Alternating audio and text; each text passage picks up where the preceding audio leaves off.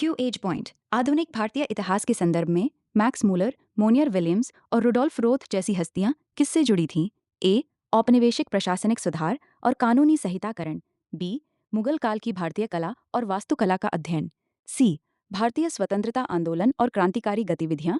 D. प्राचीन भारतीय ग्रंथों और संस्कृति पर ऐतिहासिक और भाषा विज्ञान संबंधी शोध। सही उत्तर डी।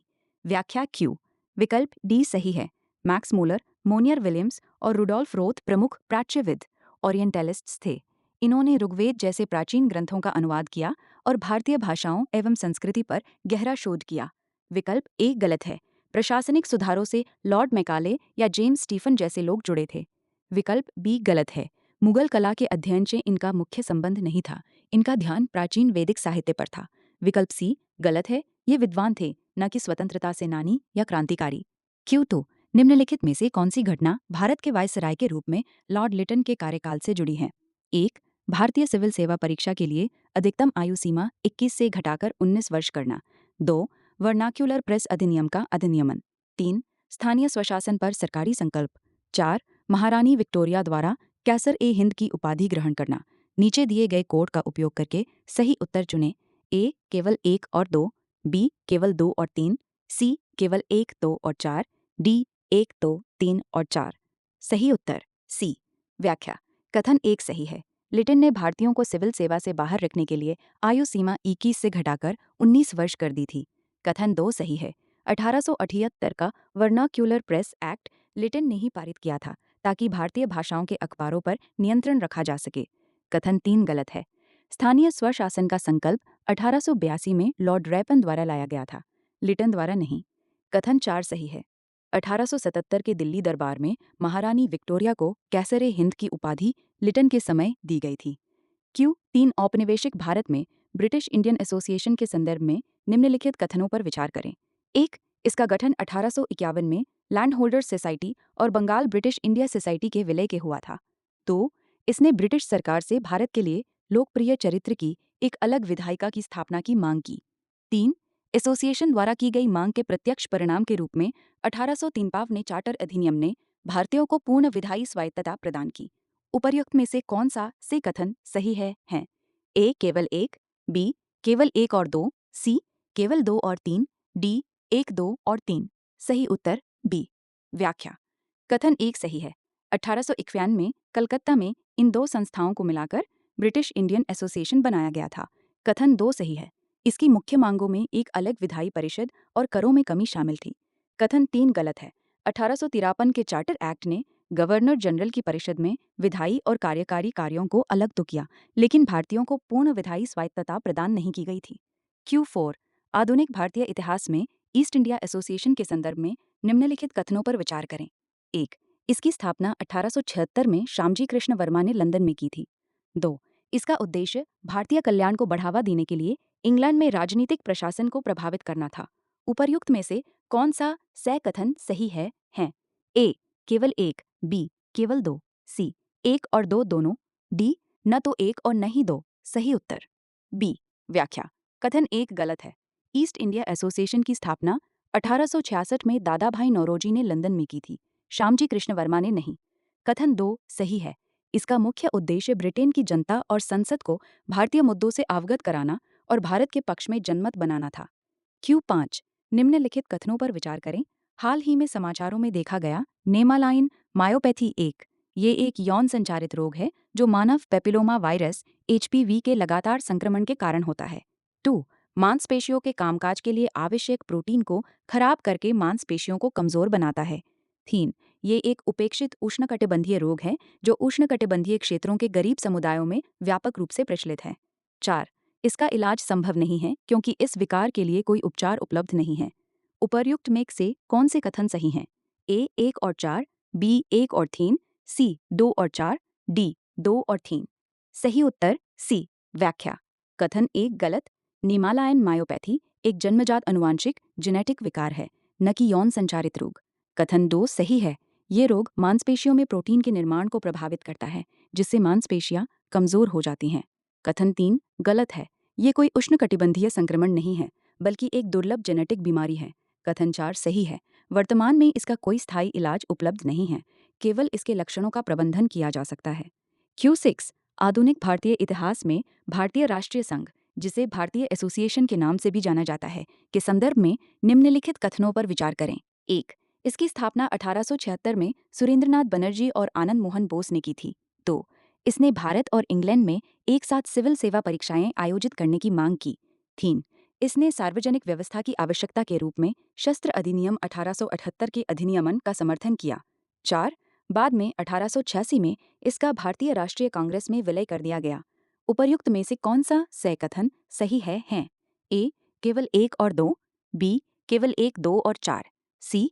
केवल 3 और 4, डी. 1, 2, 3 और 4। सही उत्तर बी। व्याख्या। कथन 1 सही है। इंडियन एसोसिएशन ऑफ कलकत्ता की स्थापना 1876 में बनर्जी और बोस ने की थी। कथन 2 सही है। यह संस्था सिविल सेवा परीक्षा के भारतीयकरण और इसे भारत में भी आयोजित करने के लिए आंदोलन कर रही थी। कथन 3 गलत है। एसोसिएशन ने शस्त्र अधिनियम आर्म्स एक्ट का कड़ा विरोध किया था, समर्थन नहीं। कथन 4 सही है। 1866 के दूसरे कांग्रेस अधिवेशन में इसका कांग्रेस में विलय हो गया। Q7 आधुनिक भारत के इतिहास के संदर्भ में निम्नलिखित जानकारी पर विचार करें। 1. पूना सार्वजनिक सभा 1870 गोपाल कृष्ण गोखले। 2. Bombay Presidency Association 1885 Firoz Shah Mehta. थिरंग मद्रास महाजन सभा 1804 करण पी आनंद चार्लो। उपरोक्त पंक्तियों में से कितनी पंक्तियों में दी गई जानकारी सही ढंग से सुमेलित है? ए. केवल 1, बी. केवल 2, सी. तीनों, डी. कोई नहीं। सही उत्तर बी। व्याख्या। पंक्ति 1 गलत है। पूना सार्वजनिक सभा की स्थापना MG रानाडे और GV जोशी द्वारा की गई थी। गोखले इसके बाद में सदस्य बने थे। पंक्ति 2 सही है। इसकी स्थापना फिरोज शाह मेहता, KT तेलंग और बदरुद्दीन तैयब से ने की थी। पंक्ति 3 सही है। इसकी स्थापना P आनंद चार्लू, MV राघवाचारी और B सुब्रमण्यम अय्यर ने की थी। चूंकि 2 और 3 सही हैं, इसलिए उत्तर केवल 2 होगा। Q8 निम्नलिखित में से किस कारक ने भारत में आधुनिक राष्ट्रवाद के विकास में भूमिका निभाई? 1. पश्चिमी शिक्षा का परिचय। 2. प्रेस और स्थानीय भाषा के समाचार पत्रों का विकास। 3. परिवहन और संचार के आधुनिक साधनों का विकास। 4. ब्रिटिश शासन के अधीन भारत का प्रशासनिक और आर्थिक एकीकरण। 5. अंग्रेजों द्वारा नस्लीय भेदभाव और आर्थिक शोषण की नीतियाँ। 6. भारतीय विद्वानों द्वारा भारतीय संस्कृति और इतिहास का पुनरुद्धार। नीचे दिए गए कोड का उपयोग करके सही उत्तर चुनें। ए. केवल 1, 2, 3 और 5, बी. केवल 2, 3, 4 और 6, सी. केवल 1, 3, 4, 5 और 6, डी. 1, 2, 3, 4, 5 और 6। सही उत्तर डी। व्याख्या। राष्ट्रवाद के उदय के लिए ये सभी कारक जिम्मेदार थे। पश्चिमी शिक्षा ने आधुनिक विचार दिए, प्रेस ने विचारों का प्रसार किया, रेलवे तार ने लोगों को जोड़ा और ब्रिटिश शोषण एवं भेदभाव ने भारतीयों में एकता और विरोध की भावना पैदा की। Q9 ने भारतीय राष्ट्रीय कांग्रेस के पहले सत्र के संबंध में निम्नलिखित कथनों पर विचार करें। 1. ये 1885 में बॉम्बे के गोकुलदास तेजपाल संस्कृत कॉलेज में आयोजित किया गया था। 2. व्योमेश चंद्र बनर्जी ने सत्र की अध्यक्षता की। 3. इस सत्र में पूरे भारत से 72 प्रतिनिधियों ने भाग लिया। उपर्युक्त में से कौन से कथन सही हैं? ए. केवल 1 और 2, बी. केवल 2 और 3, सी. केवल 1 और 3, डी. 1, 2 और 3। सही उत्तर डी। व्याख्या। कथन 1, 2 और 3 सभी सही हैं। कांग्रेस का पहला अधिवेशन दिसंबर 1885 में बॉम्बे में हुआ था। इसके अध्यक्ष WC बनर्जी थे और इसमें देश भर से 72 प्रतिनिधियों ने हिस्सा लिया था। QH10 हाल ही में रूस में 16वां ब्रिक्स शिखर सम्मेलन आयोजित हुआ। इस शिखर सम्मेलन के निम्नलिखित में से कौन से परिणाम रहे? 1.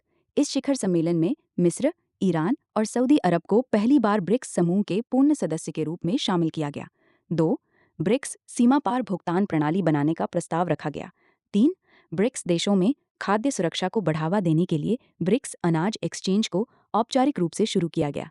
नीचे दिए गए कोड का उपयोग करके सही उत्तर चुनें। ए. केवल 1 और 2,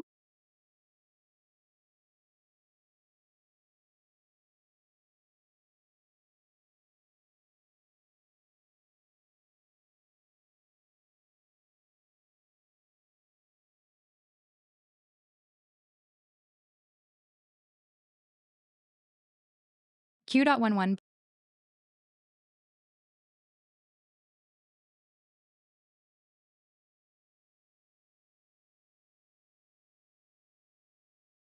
भारतीय राष्ट्रीय कांग्रेस INC के गठन से जुड़े विभिन्न सिद्धांतों के बारे में निम्नलिखित जानकारी पर विचार करें। You can look at the table in the conversation history. उपरोक्त पंक्तियों में से किसमें दी गई जानकारी सही ढंग से सुमेलित है? ए केवल 1 और 3, बी केवल 2, सी केवल 3, डी 1, 2 और 3। सही उत्तर बिंदु 1 गलत है। हालांकि सेफ्टी वाल्व का विवरण सही है, लेकिन इसके मुख्य समर्थक लाला लाजपत राय थे, जिन्होंने यंग इंडिया में इसे लोकप्रिय बनाया, न कि एओ ह्यूम। ह्यूम को इसका जनक माना जाता है, पर सिद्धांत के समर्थक के रूप में राष्ट्रवादी इसका उपयोग अंग्रेजों की आलोचना के लिए करते थे। बिंदु 2 गलत है। तड़ित चालक लाइटनिंग कंडक्टर का सिद्धांत गोपाल कृष्ण गोखले ने दिया था। उनका मानना था कि यूं का उपयोग एक कवच के रूप में किया गया था। बिंदु 3 सही है। रजनीपाम दत्त आरपी दत्त ने अपनी पुस्तक इंडिया टुडे में इस षड्यंत्र सिद्धांत को प्रतिपादित किया था। क्यू डाट 1892 के भारतीय परिषद अधिनियम के संबंध में निम्नलिखित कथनों पर विचार करें। 1. इस अधिनियम ने केंद्र और प्रांतों दोनों में विधान परिषदों में गैर सरकारी सदस्यों की संख्या में वृद्धि की। 2. इसने पहली बार विधान परिषदों के लिए प्रत्यक्ष चुनाव की प्रणाली शुरू की। 3. इसने विधान परिषदों के सदस्यों को सार्वजनिक हित के मामलों पर अनुपूरक प्रश्न पूछने और बजट पर मतदान करने की अनुमति दी। उपरोक्त कथनों में से कौन सा सही है? ए केवल 1, बी केवल 3, सी 1 और 3, डी 2 और 3। सही उत्तर ए। व्याख्या कथन 1 सही है। इस एक्ट के माध्यम से केंद्रीय और प्रांतीय परिषदों में अतिरिक्त गैर सरकारी सदस्यों की संख्या बढ़ाई गई थी। कथन 2 गलत है। इसमें चुनाव शब्द का प्रयोग नहीं हुआ था, बल्कि एक सीमित और अप्रत्यक्ष नामांकन प्रक्रिया का प्रावधान था। कथन 3 गलत है। सदस्यों को बजट पर चर्चा करने की अनुमति तो थी, लेकिन वे अनुपूरक प्रश्न सप्लीमेंट्री क्वेश्चंस नहीं पूछ सकते थे और न ही बजट पर मतदान कर सकते थे। Q10 भारत में ब्रिटिश औपनिवेशिक प्रशासन के संदर्भ में निम्नलिखित उपायों पर विचार करें। 1. भारतीय विश्वविद्यालय आयोग की नियुक्ति। 2. बंगाल विभाजन को रद्द करना। 3. राजद्रोह कानून। उपर्युक्त में से कौन सा से उपाय वायसराय लॉर्ड कर्जन के शासनकाल के दौरान किए गए थे? ए केवल 1, बी केवल 3, सी केवल 1 और 3, डी 1, 2 और 3। सही उत्तर ए। व्याख्या कथन 1 सही है। लॉर्ड कर्जन ने 1902 में रायले आयोग विश्वविद्यालय आयोग की नियुक्ति की थी। कथन 2 गलत है। बंगाल विभाजन 1905 में कर्जन ने किया था, जबकि इसे रद्द करना 1911 में लॉर्ड हार्डिंग के समय किया गया था। कथन 3 गलत है। राजद्रोह कानून सेडिशन लॉ सेक्शन 124A मूल रूप से 1870 में आया था। हालांकि कर्जन ने कड़े कानून बनाए, लेकिन इस प्रश्न के संदर्भ में केवल विकल्प 1 सबसे सटीक बैठता है। Q14 उदारवादी राष्ट्रवादियों द्वारा मांगे गए सामान्य प्रशासनिक सुधारों के संदर्भ में निम्नलिखित कथनों पर विचार करें। 1. उन्होंने निष्पक्ष प्रशासन सुनिश्चित करने के लिए न्यायपालिका को कार्यपालिका से अलग करने की मांग की। 2. उन्होंने एशिया में ब्रिटिश नियंत्रण का विस्तार करने के लिए एक आक्रामक विदेश नीति का समर्थन किया। 3. उन्होंने प्रशासनिक लागत को कम करने और भारतीयों के साथ भेदभाव को समाप्त करने के लिए सिविल सेवाओं के भारतीयकरण की वकालत की। उपर्युक्त में से कौन से कथन सही हैं? ए केवल 1 और 3, बी केवल 1 और 2, सी केवल 2 और 3, डी 1, 2 और 3। सही उत्तर ए। व्याख्या कथन 1 सही है। उदारवादी हमेशा से शक्तियों के पृथक्करण के पक्षधर थे। कथन 2 गलत है। उदारवादियों ने ब्रिटिश सरकार की आक्रामक विदेश नीति और सैन्य खर्चों का विरोध किया था, समर्थन नहीं। कथन 3 सही है। उन्होंने सेवाओं के भारतीयकरण की मांग की ताकि नस्लवाद कम हो और प्रशासन सस्ता पड़े। क्यू नंबर 15 खाद्य एवं कृषि संगठन FAO द्वारा हाल ही में अपनाई गई रोम घोषणा का मुख्य उद्देश्य है। ए ये सुनिश्चित करना कि सभी को पौष्टिक और उच्च गुणवत्ता वाला भोजन उपलब्ध हो। बी कृषि और खाद्य क्षेत्र में जल की कमी को दूर करना। सी किसान परिवारों को आजीविका के वैकल्पिक स्रोत उपलब्ध कराना। डी ग्रामीण क्षेत्रों में लोगों के जीवन स्तर को ऊपर उठाना। सही उत्तर बी। व्याख्या विकल्प बी सही है। हाल ही में FAO की रोम घोषणा कृषि में जल की कमी वाटर स्कैर्सिटी इन एग्रीकल्चर पर केंद्रित थी, ताकि खाद्य सुरक्षा सुनिश्चित की जा सके। अन्य विकल्प सामान्य उद्देश्य हैं। विशिष्ट घोषणा का उद्देश्य जल प्रबंधन है। Q.16 ब्रिटिश भारत में प्रारंभिक राष्ट्रवादियों उदारवादियों द्वारा अपनाई गई कार्यप्रणाली के संदर्भ में निम्नलिखित कथनों पर विचार करें। 1. उन्होंने अंग्रेजों के समक्ष अपनी मांगें रखने के लिए कानून की सीमाओं के भीतर याचिकाओं, बैठकों और प्रस्तावों जैसे संवैधानिक तरीकों का इस्तेमाल किया। 2. उनका उद्देश्य भारत में जनमत जागृत करना और ब्रिटेन में भारतीय मांगों के समर्थन के लिए अभियान चलाना था। 3. उनका मानना था कि ब्रिटेन के साथ राजनीतिक संबंध भारत के हित में हैं। 4. उन्होंने स्वशासन की मांग के लिए देशव्यापी विरोध प्रदर्शन और सविनय अवज्ञा अभियान चलाए। उपरोक्त में से कौन सा कथन सही है? ए केवल 1, 2 और 3, बी केवल 3 और 4, सी केवल 1, 2 और 4, डी 1, 2, 3 और 4। सही उत्तर ए। व्याख्या। कथन 1, 2 और 3 सही हैं। उदारवादी प्रार्थना और याचिका 3P पिटिशन प्रेयर प्रोटेस्ट में विश्वास रखते थे और उनका मानना था कि ब्रिटिश शासन को सुधार जा सकता है। कथन 4 गलत है।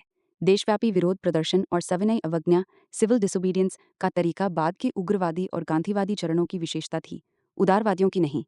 Q70 आधुनिक भारतीय इतिहास में यूनाइटेड इंडियन पैट्रियटिक एसोसिएशन के संदर्भ में निम्नलिखित कथनों पर विचार करें। 1. इसकी स्थापना सर सैयद अहमद खान और बनारस के राजा शिव प्रसाद सिंह ने की थी। 2. इसका गठन हिंदू मुस्लिम एकता को बढ़ावा देने और कांग्रेस द्वारा प्रस्तावित संवैधानिक सुधारों का समर्थन करने के लिए किया गया था। उपर्युक्त में से कौन सा से कथन सही हैं? ए केवल एक, बी केवल दो, सी एक और दो दोनों, डी न तो एक और न ही दो। सही उत्तर ए। व्याख्या। कथन एक सही है। 1888 में इसकी स्थापना इन्हीं दोनों ने की थी। कथन तो गलत है। इसका उद्देश्य कांग्रेस का विरोध करना और लोगों को कांग्रेस से जुड़ने से रोकना था, न कि कांग्रेस का समर्थन करना। Q9 18 आधुनिक भारतीय इतिहास में अंग्रेजों द्वारा उठाए गए निम्नलिखित उपायों पर विचार करें। 1. नाटू बंधुओं को बिना मुकदमा चलाए निर्वासित करना। 2. रॉलेट एक्ट का पारित होना।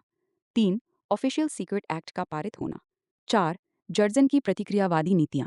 उपर्युक्त में से कितने उपायों ने भारत में उग्र राष्ट्रवाद 1905 नाम के उदय में योगदान दिया? ए केवल एक, बी केवल दो, सी केवल तीन, डी सभी चार। सही उत्तर सी। व्याख्या। बिंदु 1, 3 और 4 सही हैं। 1857 में नाटू बंधुओं का निर्वासन, 1904 का ऑफिशियल सीक्रेट एक्ट और कर्जन की दमनकारी नीतियों जैसे बंगाल विभाजन ने उग्र राष्ट्रवाद को जन्म दिया। बिंदु 2 गलत है। रॉलेट एक्ट 1919 में आया था, जो 1905 नाम के कालखंड के बहुत बाद की घटना है। अतः केवल 3 उपाय सही हैं। Q19 भारतीय राष्ट्रीय संघर्ष के दौरान गठित स्वराज पार्टी के संदर्भ में निम्नलिखित कथनों पर विचार कीजिए। 1. इसका गठन 1923 में मोतीलाल नेहरू और सी राजगोपालाचारी ने किया था। 2. पार्टी का तात्कालिक उद्देश्य शीघ्र पूर्ण स्वतंत्रता प्राप्त करना था। 3.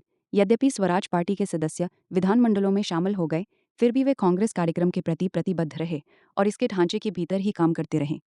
उपरोक्त कथनों में से कितने सही हैं?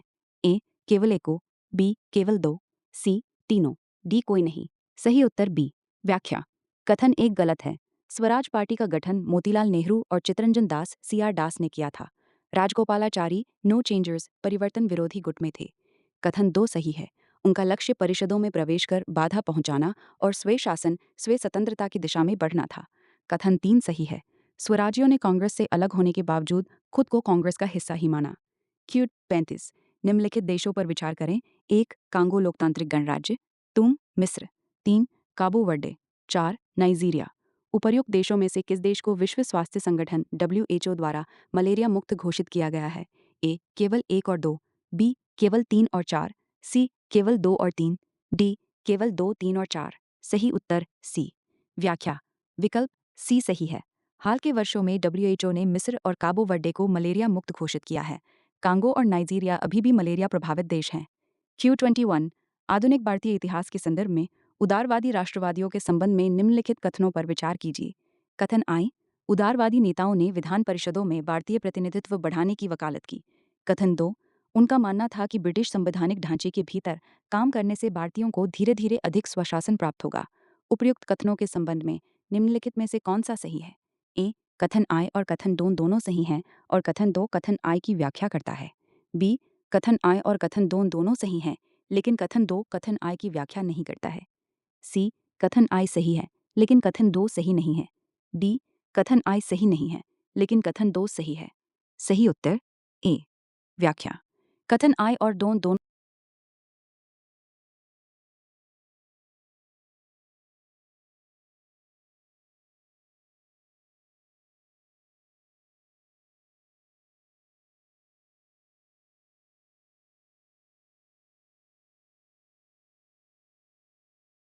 Q.22 भारतीय राष्ट्रीय आंदोलन के संदर्भ में भारत में 20वीं सदी की शुरुआत में उग्रवादी राष्ट्रवादियों के बारे में निम्नलिखित कथनों पर विचार करें। 1. उनका मानना था कि ब्रिटिश शासन भारत के लिए हानिकारक था। 2. उन्होंने राजनीतिक कार्रवाई के प्रत्यक्ष तरीकों के इस्तेमाल की वकालत की। 3. उन्होंने ब्रिटिश शासन से पूर्ण स्वतंत्रता की स्थापना को राष्ट्रीय आंदोलन का तात्कालिक लक्ष्य घोषित किया। 4. उन्होंने भारत की सांस्कृतिक विरासत और अतीत के गौरव से प्रेरणा ली। उपर्युक्त में से कितने कथन सही हैं?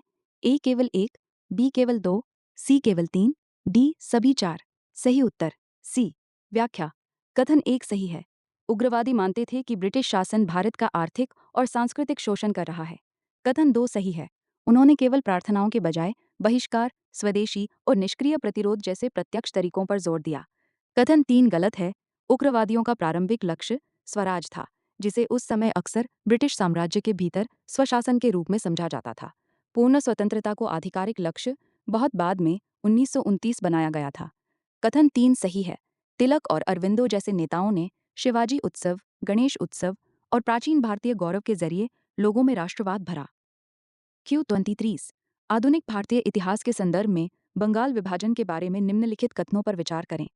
कथन आए, जुलाई 1905 में ब्रिटिश सरकार ने बंगाल प्रांत को दो भागों में विभाजित करने का आदेश जारी किया। कथन दो, ब्रिटिश अधिकारियों के अनुसार बंगाल प्रांत अपने विशाल क्षेत्र और बड़ी आबादी के साथ प्रभावी ढंग से प्रशासित करने के लिए बहुत बड़ा था। उपर्युक्त कथनों के संबंध में निम्नलिखित में से कौन सा सही है? ए, कथन आई और कथन दो दोनों सही हैं और कथन दो कथन आई का सही व्याख्या है। बी, कथन आई और कथन दो दोनों सही हैं और कथन दो कथन आई का सही व्याख्या नहीं है। सी, कथन आई सही है लेकिन कथन दो गलत है। डी, कथन आई गलत है लेकिन कथन दो सही है। सही उत्तर ए, व्याख्या ही कथन आय सही है।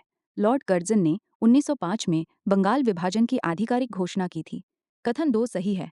अंग्रेजों ने आधिकारिक तौर पर प्रशासनिक सुविधा को ही विभाजन का कारण बताया था, हालांकि वास्तविक उद्देश्य बंगाल के राष्ट्रवादी आंदोलन को कमजोर करना था, लेकिन आधिकारिक तर्क यही दिया गया था। Q24 स्वदेशी आंदोलन के दौरान निम्नलिखित में से किस नेता ने कहा था कि राजनीतिक स्वतंत्रता एक राष्ट्र की जीवनदायिनी है? ए, गोपाल कृष्ण गोखले, बिपिन चंद्र पाल, सी, बाल गंगाधर तिलक, डी, अरबिंदो घोष। सही उत्तर डी, व्याख्या। विकल्प डी सही है। यह प्रसिद्ध कथन अरबिंदो घोष का है।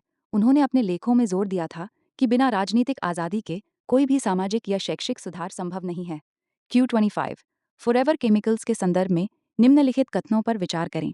एक, ये वे रसायन हैं जो पर्यावरण में बहुत लंबे समय तक बने रहते हैं। दो, फॉरएवर केमिकल्स का उपयोग जल विकर्षक और दाग प्रतिरोधी कपड़ों के निर्माण में किया जाता है। तीन, दीर्घकालिक रूप से रसायनों के संपर्क में रहने से मनुष्यों में प्रजनन और विकास संबंधी समस्याएं हो सकती हैं। चार, फॉरएवर केमिकल्स का कृत्रिम उत्पादन नहीं किया जा सकता, लेकिन विभिन्न उपयोगों के लिए इन्हें वायुमंडल से निकाला जा सकता है। उपर्युक्त में से कौन सा कथन सही है? ए, केवल एक, दो और तीन, बी, केवल दो और तीन, सी, केवल एक और तीन, डी, एक, दो, तीन और चार। सही उत्तर ए, व्याख्यातर। कथन एक, दो और तीन सही हैं। PFAS पर एंड पॉलीफ्लोरोअल्किल सब्सटेंसेस को फॉरएवर केमिकल्स कहते हैं क्योंकि ये प्राकृतिक रूप से नष्ट नहीं होते। इनका उपयोग नॉनस्टिक पैन, जलरोधी कपड़ों और अग्निशमन झाग में होता है। ये कैंसर और प्रजनन संबंधी बीमारियों का कारण बनते हैं। कथन चार गलत है। ये पूरी तरह से मानव निर्मित कृत्रिम रसायन हैं। इन्हें वायुमंडल से नहीं निकाला जाता, बल्कि कारखानों में बनाया जाता है। Q26 स्वदेशी आंदोलन के दौरान स्वयंसेवक दल या समितियों के संदर्भ में निम्नलिखित कथनों पर विचार करें। एक, स्वदेशी वस्तुओं के उपयोग को बढ़ावा देने के लिए तमिलनाडु में स्वदेश बांधव समिति का गठन किया गया था। दो, 12 साल में स्वदेशी संगम का गठन ब्रिटिश अधिकारियों के खिलाफ उग्र विद्रोह को संगठित करने के लिए किया गया था। उपर्युक्त में से कौन सा से कथन सही है? केवल एक, बी, केवल दो, सी, एक और दो दोनों, डी, न तो एक और न ही दो। सही उत्तर डी, व्याख्या। कथन एक गलत है। स्वदेश बांधव समिति का गठन अश्विनी कुमार दत्त ने सहीन 12 साल बंगाल में किया था, न कि तमिलनाडु में। कथन दो गलत है। तमिलनाडु में स्वदेशी विचारों के प्रसार के लिए VO चिदम्बरम पिल्लई और अन्य द्वारा स्वदेशी संगम का गठन किया गया था। ये विद्रोह के लिए नहीं बल्कि स्वदेशी के प्रचार के लिए था। कथनों में स्थानों और संस्थाओं को आपस में बदल दिया गया है। Q27 स्वदेशी आंदोलन के दौरान कार्यक्रमों के संदर्भ में निम्नलिखित कथनों पर विचार करें। एक, बंगाल नेशनल कॉलेज की स्थापना अरबिंदो घोष ने की थी। दो, राष्ट्रीय शिक्षा परिषद का उद्देश्य अंग्रेजी माध्यम से शिक्षा को बढ़ावा देना था। तीन, बंगाल प्रौद्योगिकी संस्थान की स्थापना तकनीकी शिक्षा को बढ़ावा देने और छात्रों को उन्नत शिक्षा के लिए विदेश भेजने के लिए की गई थी। उपर्युक्त में से कौन सा से कथन सही नहीं है? ए, केवल एक और दो, बी, केवल एक, सी, केवल एक और तीन, डी, केवल दो और तीन। सही उत्तर सी, व्याख्या। कथन एक गलत है। अरबिंदो घोष इसके प्रथम प्राचार्य प्रिंसिपल थे, संस्थापक नहीं। इसकी स्थापना नेशनल काउंसिल ऑफ एजुकेशन के तहत हुई थी। कथन 2 गलत है।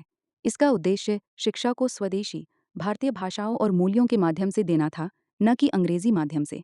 कथन 3 सही है। तकनीकी शिक्षा के लिए बंगाल टेक्निकल इंस्टीट्यूट की स्थापना की गई थी। ध्यान दें, प्रश्न में सही नहीं है पूछा गया है, अतः उत्तर विकल्प सी होगा। Q28 वे बंगाल के क्रांतिकारी आंदोलन में एक प्रमुख व्यक्ति थे और उन्होंने युगांतर समूह का नेतृत्व किया। प्रथम विश्व युद्ध के दौरान उन्होंने विदेशी समर्थन से एक सशस्त्र विद्रोह का आयोजन किया, जिसे इंडो जर्मन षड्यंत्र के नाम से जाना जाता है। 1915 में ओडिशा के बालासोर में ब्रिटिश पुलिस के साथ भीषण गोलीबारी में उनकी मृत्यु हो गई। उपर्युक्त परिच्छेद में किस क्रांतिकारी का वर्णन किया गया है? ए. सूर्य सेन, बी. रासबिहारी बोस, सी. जतिंद्रनाथ मुखर्जी, डी. सचिंद्र सान्याल। सही उत्तर सी। व्याख्या: विकल्प ई सही है। ये विवरण बाघा जतिन के नाम से प्रसिद्ध जतिंद्रनाथ मुखर्जी का है। वे बालासोर में अंग्रेजों से लड़ते हुए शहीद हुए थे। Q29 प्रारंभिक भारतीय गहनकू राष्ट्रीय आंदोलन के संदर्भ में उदारवादियों और गर्मपंथियों की तुलना करते हुए निम्नलिखित कथनों पर विचार कीजिए। 1. उदारवादी संवैधानिक सुधारों और क्रमिक राजनीतिक प्रगति में विश्वास करते थे, जबकि गर्मपंथी स्वराज प्राप्ति के लिए बहिष्कार और निष्क्रिय प्रतिरोध के प्रयोग का समर्थन करते थे। 2. गर्मपंथी संदर्भ में ब्रिटिश शासन को एक दैवीय मिशन मानते थे और नरमपंथियों के विपरीत ब्रिटेन के साथ घनिष्ठ राजनीतिक संबंधों का समर्थन करते थे। 3. चरमपंथी भारतीय संस्कृति और इतिहास से वैचारिक प्रेरणा लेने के लिए अधिक इच्छुक थे, जबकि उदारवादी पश्चिमी उदारवाद की ओर देखते थे। उपर्युक्त में से कौन से कथन सही हैं? ए.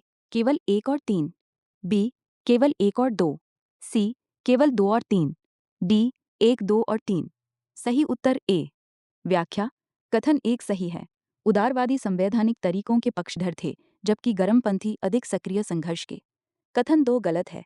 ब्रिटिश शासन को दैवीय मिशन मानना उदारवादियों नरमपंथियों की सोच थी, गर्मपंथियों की नहीं। गर्मपंथी तो ब्रिटिश शासन को शत्रु मानते थे। कथन 3 सही है। गर्मपंथियों ने तिलक के नेतृत्व में भारतीय गौरव पर बल दिया, जबकि उदारवादी ब्रिटिश न्यायप्रियता और पश्चिमी लोकतंत्र से प्रभावित थे। Q30 moonlight lunar communications and navigation services LCNS कार्यक्रम, जो हाल ही में समाचारों में रहा, किससे संबंधित है? ए. चंद्र मिशनों के लिए समर्पित चंद्र अंतरिक्ष स्टेशनों की स्थापना, बी. भविष्य के चंद्र मिशनों को समर्थन देने के लिए बुनियादी ढांचे का विकास करना, सी. अंतरिक्ष उड़ान मिशनों के संचालन के लिए संचार और नेविगेशन सेवाओं में सुधार करना, डी. चंद्रमा पर सफल लैंडिंग के बाद पृथ्वी पर लौटने के लिए आवश्यक प्रमुख प्रौद्योगिकियों का विकास करना। सही उत्तर बी। व्याख्या: विकल्प बी सही है। ये यूरोपीय अंतरिक्ष एजेंसी ESA का कार्यक्रम है। इसका उद्देश्य चंद्रमा के चारों ओर उपग्रहों का एक नेटवर्क बनाना है, ताकि भविष्य के मिशनों को संचार और GPS जैसी नेविगेशन सेवाएं मिल सकें। Q31 निम्नलिखित कथनों पर विचार करें। कथन आए। बाल गंगाधर तिलक ने भारतीय सांस्कृतिक परंपराओं के अनुरूप प्रगतिशील सुधार के रूप में सहमति आयु विधेयक 1891 का समर्थन किया। कथन 2 सहमति आयु विधेयक का उद्देश्य औपनिवेशिक भारत में लड़कियों के लिए विवाह की न्यूनतम आयु बढ़ाना था। उपर्युक्त कथनों के संबंध में निम्नलिखित में से कौन सा सही है? ए. कथन आय और कथन 2 दोनों सही हैं और कथन 2 कथन आय की व्याख्या करता है। बी. कथन आय और कथन 2 दोनों सही हैं, लेकिन कथन 2 कथन आय की व्याख्या नहीं करता है। सी. कथन आय सही है, लेकिन कथन 2 गलत है। डी. कथन आय गलत है, लेकिन कथन 2 सही है। सही उत्तर डी। व्याख्या: कथन आय गलत है। तिलक ने इस विधेयक का विरोध किया था। उनका मानना था कि विदेशी सरकार को हमारे सामाजिक सहालों रीति रिवाजों में हस्तक्षेप नहीं करना चाहिए। कथन सही है। एज ऑफ कॉन्सेंट एक्ट 1851 ने लड़कियों के लिए शारीरिक संबंध विवाह की सहमति की आयु 10 से बढ़ाकर 12 वर्ष कर दी थी। यहाँ आपका टेक्स्ट बिल्कुल वैसा ही रिवाइट किया गया है। Q72 निम्नलिखित जानकारी पर विचार करें। You can look at the table in the conversation history. उपरोक्त पंक्तियों में से कितनी पंक्तियों में दी गई जानकारी सही ढंग से सुमेलित है? ए. केवल 1, बी. केवल 2, सी. तीनों, डी. कोई नहीं। सही उत्तर ए। व्याख्या: बिंदु 1 गलत है। 1905 के बनारस अधिवेशन के अध्यक्ष गोपाल कृष्ण गोखले थे। स्वराज शब्द का उल्लेख 1906 के कलकत्ता अधिवेशन में दादा भाई नौरोजी ने किया था। बिंदु 2 गलत है। 1906 के कलकत्ता अधिवेशन के अध्यक्ष दादा भाई नौरोजी थे। तिलक कभी भी कांग्रेस के अध्यक्ष नहीं रहे। इस अधिवेशन में अतिवादी कार्यक्रमों, स्वदेशी बहिष्कार को स्वीकार किया गया था, न कि आलोचना की गई थी। बिंदु 3 सही है। 1907 के सूरत अधिवेशन के अध्यक्ष डॉक्टर रास बिहारी घोष थे और इसी में कांग्रेस का नरम दल और गरम दल में विभाजन हुआ था। Q73 1909 के भारतीय परिषद अधिनियम के संदर्भ में निम्नलिखित कथनों पर विचार करें। 1. केंद्र और प्रांतों दोनों की विधायिकाएं समग्र रूप से बजट पर मतदान कर सकती थी। 2. मुसलमानों के लिए पृथक निर्वाचिका का प्रावधान किया गया जिससे केवल मुस्लिम मतदाता ही मुस्लिम उम्मीदवारों को चुन सके। 3. इस अधिनियम के प्रावधानों के तहत पहली बार वायसराय की कार्यकारी परिषद में एक भारतीय को नियुक्त किया गया। उपरोक्त में से कौन से कथन सही हैं? ए केवल 1 और 3, बी केवल 1 और 2, सी केवल 2 और 3, डी 1, 2 और 3। सही उत्तर सी। व्याख्या। कथन ए गलत है। सदस्य बजट पर चर्चा कर सकते थे और प्रस्ताव पेश कर सकते थे, लेकिन उन्हें समग्र बजट पर मतदान करने का अधिकार नहीं था। कथन 2 सही है। इसे मॉर्ली मिंटो सुधार भी कहते हैं, जिसने सांप्रदायिक प्रतिनिधित्व पृथक निर्वाचन मंडल की शुरुआत की। कथन 3 सही है। सत्येंद्र प्रसाद सिन्हा वायसराय की कार्यकारी परिषद एग्जीक्यूटिव काउंसिल में शामिल होने वाले पहले भारतीय बने। Q73 3 तक पारित निम्नलिखित अधिनियमों पर विचार करें। 1. राजद्रोही सभा अधिनियम 1907। 2. भारतीय समाचार पत्र अपराधों को उकसाना अधिनियम 1908। 3. विस्फोटक पदार्थ अधिनियम 1908। 4. भारतीय प्रेस अधिनियम 1910। उपरोक्त में से कितने अधिनियमों का प्रयोग ब्रिटिश भारतीय सरकार द्वारा स्वदेशी आंदोलन के दमन के लिए किया गया था? ए केवल 1, बी केवल 2, सी केवल 3, डी सभी 4। सही उत्तर डी। व्याख्या। सभी 4 सही हैं। स्वदेशी और बहिष्कार आंदोलन के दौरान क्रांतिकारी और राष्ट्रवादी गतिविधियों को कुचलने के लिए अंग्रेजों ने ये सभी दमनकारी कानून एक के बाद एक पारित किए थे। Q35 राष्ट्रीय स्वास्थ्य लेखा NHA अनुमान 2020-21 और 2021-22 के संदर्भ में निम्नलिखित कथनों पर विचार करें। 1. पिछले दशक में सकल घरेलू उत्पाद के प्रतिशत के रूप में केंद्र सरकार का स्वास्थ्य व्यय दोगुना हो गया है। तो कुल स्वास्थ्य व्यय THA में आउट ऑफ पॉकेट व्यय OOPE की हिस्सेदारी 2013-14 से 2021-22 के बीच लगातार घटी है। 3. निजी स्रोतों सहित भारत का कुल स्वास्थ्य व्यय देश के सकल घरेलू उत्पाद का 6% है। 4. वर्तमान स्वास्थ्य व्यय CHA में केंद्र सरकार का योगदान राज्य सरकारों के योगदान से अधिक है। उपरोक्त में से कौन सा से कथन सही हैं? ए केवल 1 और 3, बी केवल 2, सी केवल 4, डी केवल 1, 2 और 4। सही उत्तर बी। व्याख्या। कथन 2 सही है। सरकारी आंकड़ों के अनुसार लोगों द्वारा अपनी जेब से किया जाने वाला खर्च OOPE कुल स्वास्थ्य व्यय के प्रतिशत के रूप में लगातार कम हुआ है। कथन 1 गलत है। केंद्र का स्वास्थ्य व्यय बढ़ा तो है, लेकिन सकल घरेलू उत्पाद GDP के प्रतिशत के रूप में ये दोगुना नहीं हुआ है।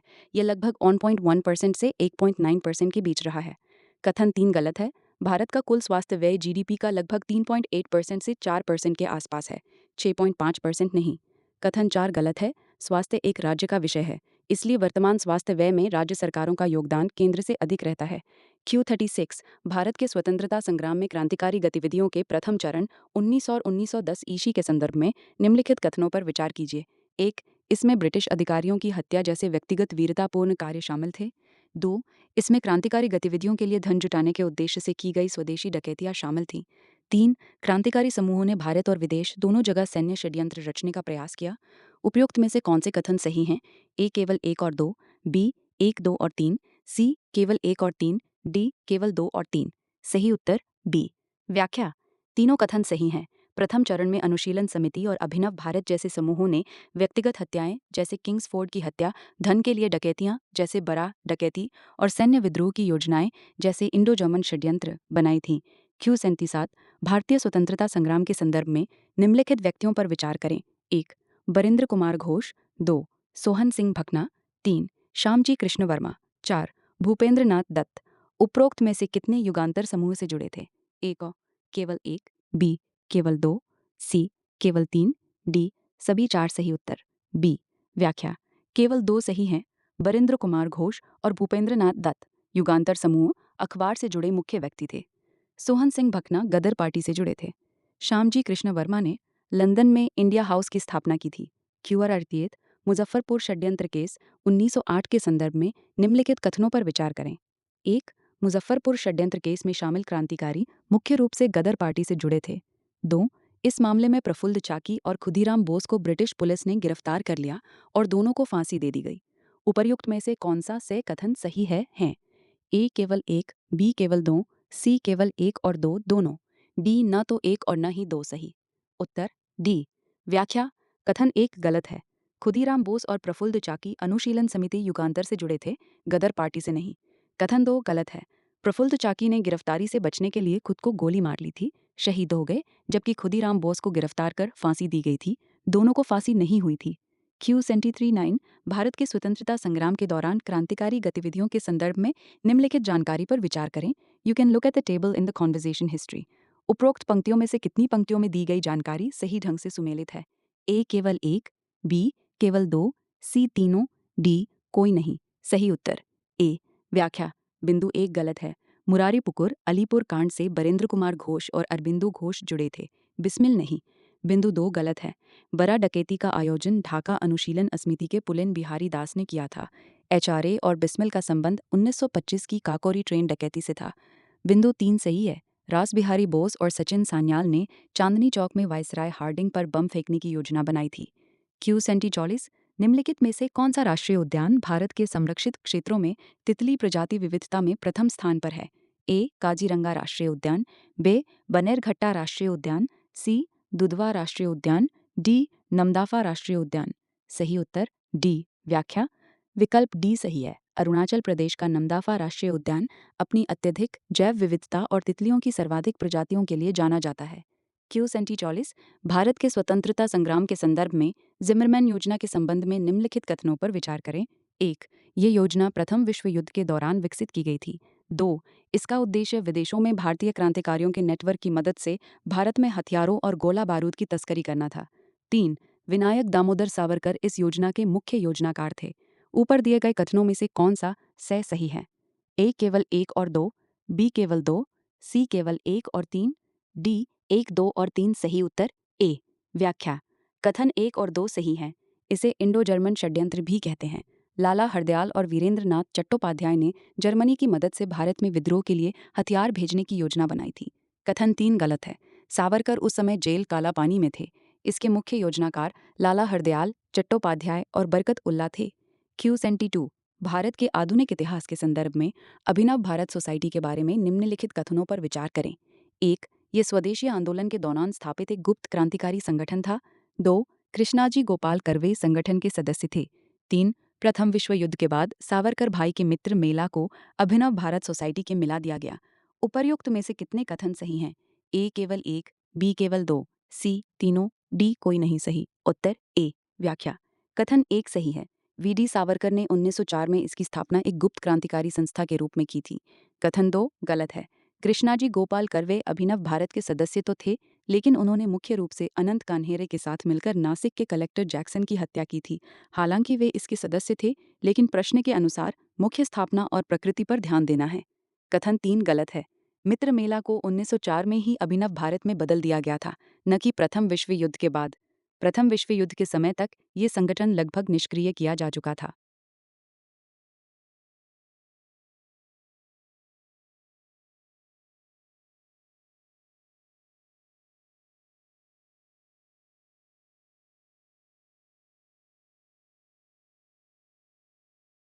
यहाँ आपका टेक्स्ट बिल्कुल वैसा ही रिवाइड किया गया है। Q43 भारतीय स्वतंत्रता संग्राम आंदोलन के संदर्भ में निम्नलिखित युग्मों पर विचार कीजिए। You can look at the table in the conversation history. ऊपर दिए गए युग्मों में से कितने युग्म सही सुमेलित हैं? ए केवल एक, बी केवल दो, सी केवल तीन, डी सभी चार। सही उत्तर सी। व्याख्या। युग्म एक सही सुमेलित है। श्यामजी कृष्ण वर्मा ने 1905 में लंदन में इंडिया हाउस और इंडियन होम रूल सोसाइटी की स्थापना की थी। युग्म दो सही सुमेलित है। मैं डैम कामा ने पेरिस से वंदे मातरम पत्रिका का संपादन और प्रकाशन किया था। युग्म तीन गलत सुमेलित है। सिएटल में यूनाइटेड इंडिया हाउस की स्थापना तारकनाथ दास और G.D. कुमार ने की थी। मदन लाल ढींगरा लंदन में सक्रिय थे और उन्होंने कर्जन वाइली की हत्या की थी। युग्म चार सही सुमेलित है। प्रथम विश्व युद्ध के दौरान वीरेंद्रनाथ चट्टोपाध्याय ने बर्लिन में भारतीय स्वतंत्रता समिति बर्लिन कमेटी के गठन में मुख्य भूमिका निभाई थी। Q44 आधुनिक भारतीय इतिहास के संदर्भ में गदर आंदोलन के बारे में निम्नलिखित कथनों पर विचार करें। एक, यह प्रथम विश्व युद्ध के दौरान भारत में ब्रिटिश शासन को उखाड़ फेंकने के लिए संयुक्त राज्य अमेरिका में आयोजित एक क्रांतिकारी आंदोलन था। दो, सोहन सिंह भकना और लाला हरदयाल इस आंदोलन से जुड़े प्रमुख नेता थे। तीन, अंग्रेजों ने 1919 के रॉलेट एक्ट के प्रावधानों की मदद से आंदोलन को दबा दिया। उपर्युक्त में से कौन सा कथन सही है? हैं ए केवल एक और दो, बी केवल 2, सी केवल 1 और 3, डी 1, 2 और 3 सही उत्तर। ए व्याख्या कथन 1 सही है। गदर पार्टी की स्थापना अमेरिका के सैन फ्रांसिस्को में हुई थी और इसका उद्देश्य सशस्त्र विद्रोह के जरिए भारत को आज़ाद कराना था। कथन 2 सही है। सोहन सिंह भकना इसके संस्थापक अध्यक्ष थे और लाला हरदयाल इसके मुख्य रणनीतिकार थे। कथन 3 गलत है। गदर आंदोलन को मुख्य रूप से भारत रक्षा अधिनियम 1915 डिफेंस ऑफ इंडिया एक्ट के जरिए कुचला गया था, रॉल्ट एक्ट के जरिए नहीं। Q45 कोरल ट्रायंगल को दुनिया के सबसे विविध और जैविक रूप से जटिल समुद्री पारिस्थितिकी तंत्र के रूप में मान्यता प्राप्त है, जिसकी तुलना अक्सर इसकी प्रजातियों की समृद्धि और विविधता के संदर्भ में अमेजन वर्षावन से की जाती है। इसे अक्सर समुद्रों का अमेजन कहा जाता है, जो रीफ बनाने वाले कोरल की 700 से अधिक प्रजातियों, रीफ मछलियों की लगभग 3000 प्रजातियों, ग्रह की 7 समुद्री कछुओं की प्रजातियों में से 6 और सभी ज्ञात मोलस्क प्रजातियों के 3/4 का घर है। ये अनोखा क्षेत्र निम्नलिखित में से किस क्षेत्र में स्थित है? ए दक्षिण अटलांटिक महासागर, बी मध्य हिंद महासागर, सी दक्षिण पश्चिम प्रशांत महासागर, डी उत्तर पश्चिमी अटलांटिक महासागर। सही उत्तर सी व्याख्या सही उत्तर सही है। कोरल ट्रायंगल दक्षिण पश्चिम प्रशांत महासागर के क्षेत्र में स्थित है, जिसमें Indonesia, Malaysia, Philippines, Papua New Guinea, Solomon द्वीप और तिमोर लेस्ते जैसे देश शामिल हैं। Q46 आधुनिक भारतीय इतिहास के संदर्भ में कोमागाटा मारू घटना के बारे में निम्नलिखित कथनों पर विचार करें। 1. ये घटना द्वितीय विश्व युद्ध के दौरान घटित हुई थी। 2. ये घटना पंजाब से भारतीय प्रवासियों को लेकर कनाडा के वैंकूवर जा रहे जहाज को प्रवेश देने से इनकार करने से संबंधित थी। उपर्युक्त में से कौन सा से कथन सही है? ए केवल 1, बी केवल 2, सी 1 और 2 दोनों, डी न तो 1 और न ही 2 सही। उत्तर बी व्याख्या कथन 1 गलत है। कोमागाटा मारू घटना 1914 में हुई थी, जो प्रथम विश्व युद्ध 1914-18 का समय था, द्वितीय विश्व युद्ध का नहीं। कथन 2 सही है। ये एक जापानी जहाज था, जिसे बाबा गुरदीप सिंह ने किराए पर लिया था। कनाडा सरकार ने प्रवासियों को उतरने नहीं दिया, जिसके बाद जहाज को वापस भारत लौटना पड़ा। Q47 प्रथम विश्व युद्ध में ब्रिटिश भागीदारी के प्रति विभिन्न राष्ट्रवादी समूहों की प्रतिक्रिया के संदर्भ में निम्नलिखित कथनों पर विचार कीजिए। 1. सुरेंद्रनाथ बनर्जी जैसे भारतीय राष्ट्रीय कांग्रेस के उदारवादी नेताओं ने कर्तव्य और निष्ठा के नाते ब्रिटिश युद्ध प्रयासों का समर्थन किया। 2. बाल गंगाधर तिलक जैसे उग्रवादी नेताओं ने युद्ध में अंग्रेजों का साथ न देने का निर्णय लिया, लेकिन अंग्रेजों की मजबूरी का फायदा न उठाने का भी निर्णय लिया। 3. लाला हरदयाल जैसे क्रांतिकारी राष्ट्रवादियों ने इस अवसर का उपयोग ब्रिटिश शासन के विरुद्ध युद्ध छेड़ने के लिए करने का निर्णय लिया। उपर्युक्त में से कितने कथन सही हैं? ए केवल 1, बी केवल 2, सी तीनों, डी कोई नहीं। सही उत्तर बी व्याख्या कथन 1 सही है।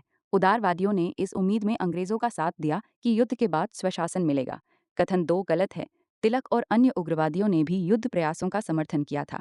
तिलक ने तो सेना में भर्ती होने के लिए गांवों का दौरा भी किया था, इस शर्त पर कि बाद में स्वराज मिले। कथन 3 सही है।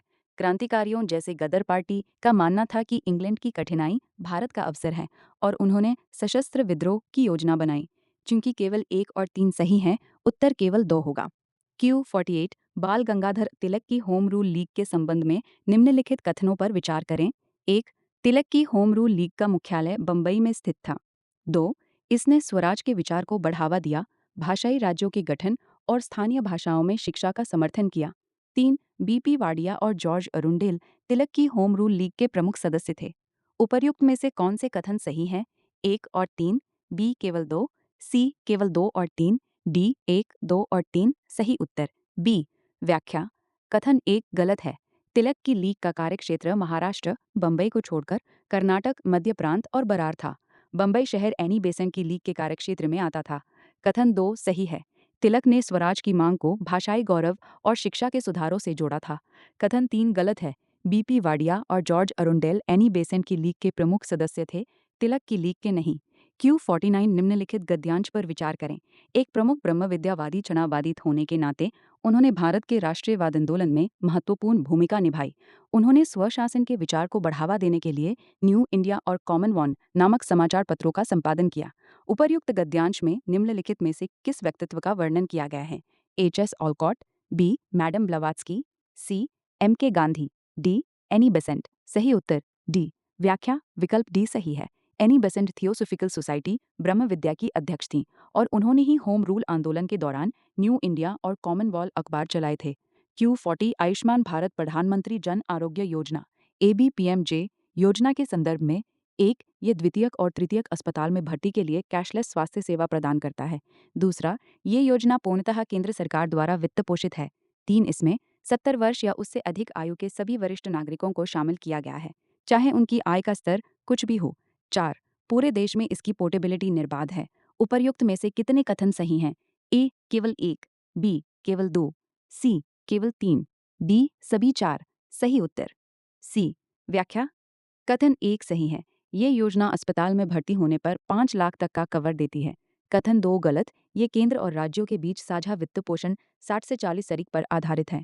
कथन तीन सही है। हाल ही में सरकार ने 70 पर आयु के सभी नागरिकों के लिए इसे विस्तारित किया है। कथन चार सही है। एक लाभार्थी देश के किसी भी सूचीबद्ध अस्पताल में इलाज करा सकता है। Q51 आधुनिक भारत के इतिहास के संदर्भ में निम्नलिखित कथनों पर विचार कीजिए। एक, गांधी जी ने 1920 में Akhil Bharatiya home rule league का नाम बदलकर स्वराज्य सभा कर दिया। दो, स्वराज्य सभा का बाद में भारतीय राष्ट्रीय कांग्रेस में विलय कर दिया गया। उपर्युक्त में से कौन सा से कथन सही है? ए, ओ केवल एक, बो केवल दो, सी एक और दो दोनों, डी न तो एक और न ही दो। सही उत्तर सी, व्याख्या। कथन एक और दो दोनों सही हैं। 1920 में गांधी जी के अध्यक्ष बनने के बाद लीग का नाम बदला गया और बाद में ये संस्था कांग्रेस में समाहित हो गई। Q520 1916 के लखनऊ नाम समझौते के तहत ब्रिटिश सरकार को प्रस्तुत भारतीय राष्ट्रीय कांग्रेस और मुस्लिम लीग की संयुक्त मांगों के संदर्भ में निम्नलिखित कथनों पर विचार करें। एक, केंद्रीय और प्रांतीय दोनों स्तरों पर विधान परिषदों में निर्वाचित बहुमत होना चाहिए। दो, विधान परिषदों का कार्यकाल 5 वर्ष तक बढ़ाया जाना चाहिए। तीन, वाइसराय की संपूर्ण कार्यकारी परिषद भारतीय से बनी होनी चाहिए। चार, भारत सचिव का वेतन भारतीय निधि से न देकर ब्रिटिश सरकार द्वारा दिया जाना चाहिए। उपर्युक्त में से कौन सा कथन सही है? ए, केवल एक और दो, बी, केवल एक, दो और चार, सी, केवल तीन और चार, डी, एक, दो, तीन और चार। सही उत्तर बी, व्याख्या। कथन एक, दो और चार सही हैं। ये लखनऊ समझौते की प्रमुख संवैधानिक मांगें थीं। कथन तीन गलत है। मांग ये थी कि कार्यकारी परिषद के आधे कम से कम 50% सदस्य भारतीय होने चाहिए, न कि संपूर्ण परिषद। Q43 1916 में बाल गंगाधर तिलक के नेतृत्व वाले गरम दल के भारतीय राष्ट्रीय कांग्रेस में पुनः प्रवेश का सबसे उपयुक्त कारण निम्नलिखित में से कौन सा है? ए, बाल गंगाधर तिलक और एनी बेसेंट के नेतृत्व में होम रूल लीग आंदोलनों का बढ़ता प्रभाव। बी, भारतीय राष्ट्रीय कांग्रेस के गरमपंथी और नरमपंथी दोनों गुटों को ये एहसास हुआ कि सूरत अधिवेशन में उनके विभाजन ने राष्ट्रीय आंदोलन को कमजोर कर दिया था। सी, मॉर्ले मिंटो सुधारों के बाद उदारवादी गुट ने चुनावी प्रासंगिकता खो दी। डी, कांग्रेस ने दोनों गुटों को एकजुट करके मुस्लिम लीग की बढ़ती लोकप्रियता का मुकाबला करने की कोशिश की। सही उत्तर बी, व्याख्या। विकल्प बी सही है। विभाजन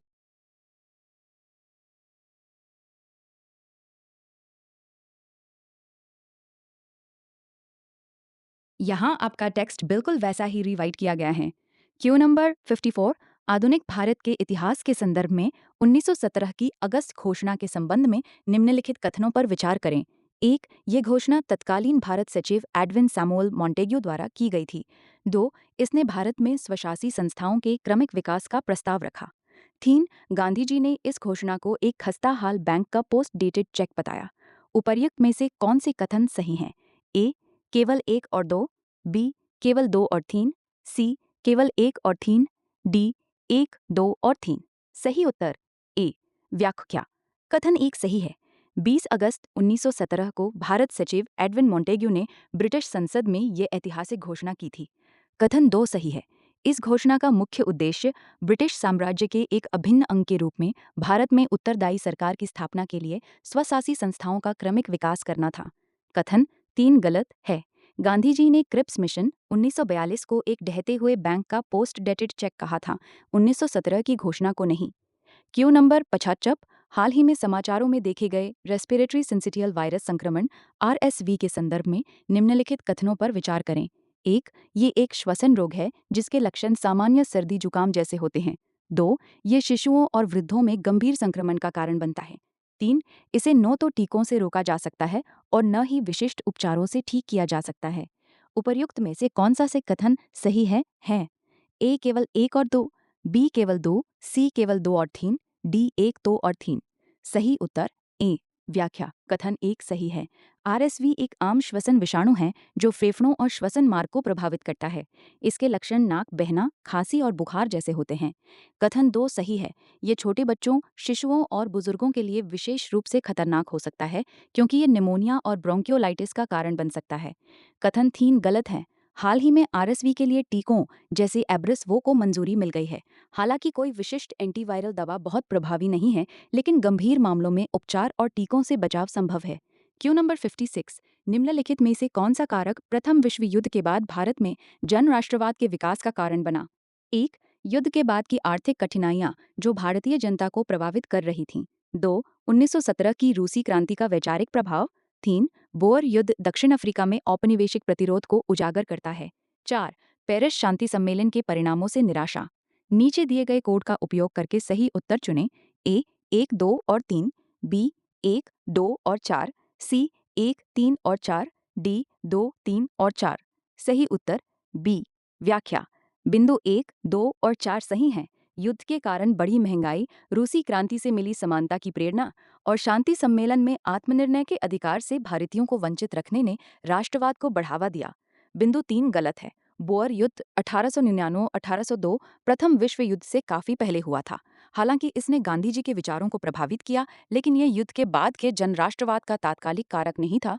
क्यू नंबर 59। 19वीं सदी के अंत और 20वीं सदी के प्रारंभ में दक्षिण अफ्रीका में अप्रवासी भारतीयों की स्थिति के संदर्भ में निम्नलिखित कथनों पर विचार करें।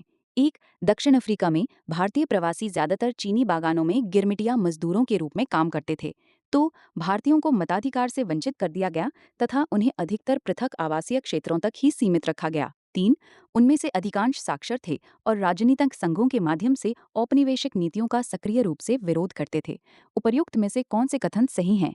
ए, केवल 1 और 2, बी, केवल 2 और 3, सी, केवल 1 और 3, डी, 1, 2 और 3। सही उत्तर ए। व्याख्या कथन एक सही है। भारतीय मजदूरों को अनुबंध गिरमिटिया के तहत बागानों और खानों में काम करने के लिए ले जाया जाता था। कथन दो सही है। दक्षिण अफ्रीका में भारतीयों को न केवल वोट देने से रोका गया, बल्कि उनके रहने के लिए अलग गंदे इलाके लोकेशंस तय किए गए थे। कथन तीन गलत है। प्रवासी भारतीयों में अधिकांश मजदूर निरक्षर थे। केवल कुछ ही व्यापारी और वकील जैसे गांधी जी शिक्षित थे और राजनीति में सक्रिय थे। Q number 58। निम्नलिखित में से कौन सा 1893 में महात्मा गांधी की दक्षिण अफ्रीका यात्रा का सबसे संभावित कारण था? ए, वो नटाल भारतीय कांग्रेस का नेतृत्व करने गए। बी, उन्हें एक भारतीय व्यापारी द्वारा कानूनी कार्यभार सौंपा गया। सी, उन्हें भारतीय राष्ट्रीय कांग्रेस के प्रतिनिधि के रूप में भेजा गया। डी, वो दक्षिण अफ्रीका में स्वतंत्र कानूनी प्रैक्टिस के लिए गए। सही उत्तर बी। व्याख्या विकल्प बी सही है। गांधी जी को दादा अब्दुल्ला नामक एक भारतीय व्यापारी के मुकदमे की पैरवी करने के लिए दक्षिण अफ्रीका बुलाया गया था। उन्होंने केवल 1 साल के लिए वहां जाने का अनुबंध किया था। Q number 58। दक्षिण अफ्रीका में महात्मा गांधी के संघर्ष के संदर्भ में निम्नलिखित कथनों पर विचार करें। एक, उन्होंने नस्लीय भेदभाव के खिलाफ भारतीय समुदाय को संगठित करने के लिए नटाल इंडियन कांग्रेस की स्थापना की। तो उन्होंने इंडियन ओपिनियन नामक समाचार पत्र शुरू किया जो अंग्रेजी, तमिल, हिंदी और गुजराती में प्रकाशित होता था। उपर्युक्त में से कौन सा से कथन सही हैं? ए, केवल 1, बी, केवल 2, सी, 1 और 2 दोनों, डी, न तो 1 और न ही 2 सही। उत्तर कथन सी। व्याख्या दोनों कथन सही हैं। 1899 में गांधी जी ने नटाल इंडियन कांग्रेस बनाई और 1903 में इंडियन ओपिनियन अखबार शुरू किया जो भारतीयों को जागरूक करने का मुख्य माध्यम था। Q60 लिटिल प्रेस्पा झील जो हाल ही में खबरों में थी, निम्नलिखित में से किस देश की सीमा पर स्थित है?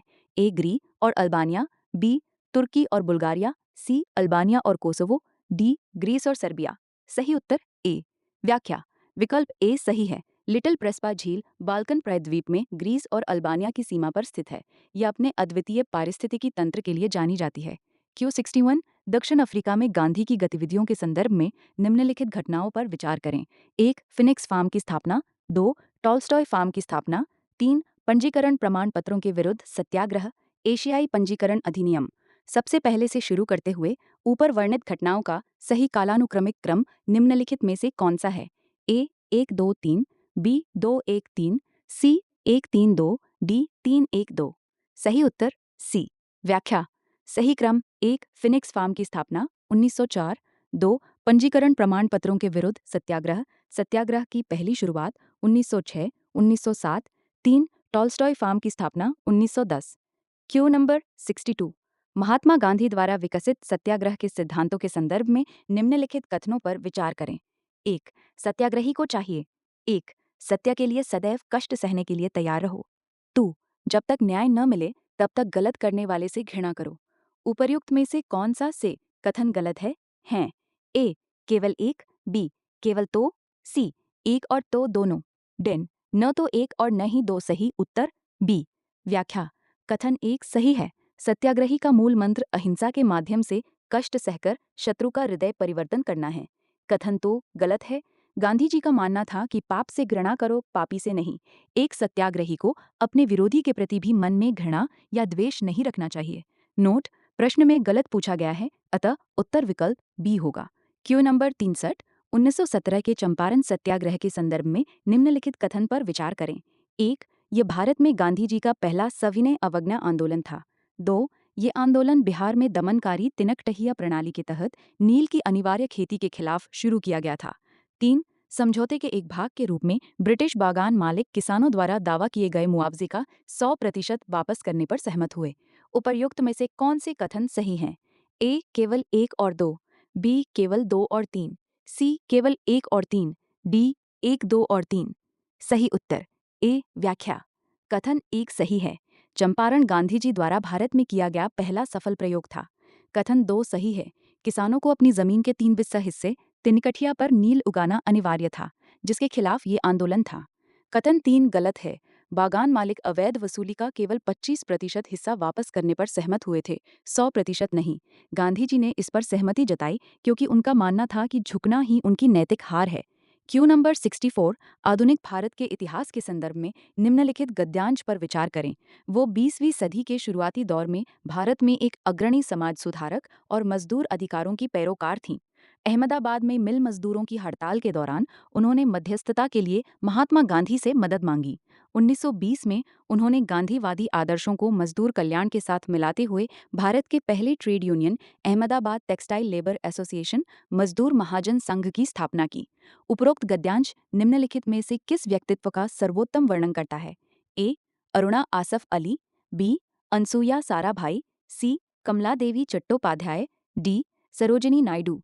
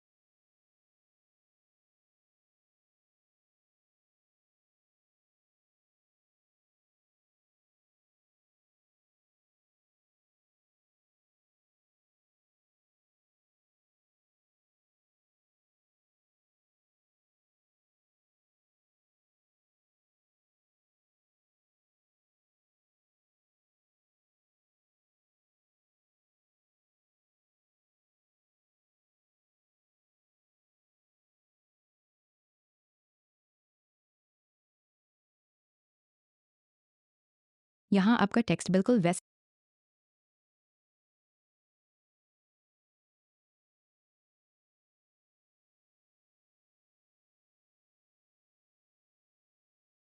ही रिवाइट किया गया है।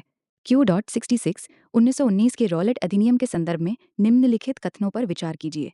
1. ये हंटर आयोग की सिफारिशों पर आधारित था। 2. इसने सरकार को बिना मुकदमे के व्यक्तियों को हिरासत में लेने और जूरी के बिना राजनीतिक मामलों की सुनवाई करने की अनुमति दी। 3. इसने भारियों के न्यायालय में अपील करने के अधिकार को प्रतिबंधित कर दिया। 4. मदन मोहन मालवीय और मोहम्मद अली जिन्ना जैसे इंपीरियल लेजिस्लेटिव काउंसिल के भारतीय सदस्यों ने अधिनियम के विरोध में इस्तीफा दे दिया। उपर्युक्त में से कितने कथन सही हैं? ए केवल एक, बी केवल दो, सी केवल तीन, डी सभी चार। सही उत्तर सी।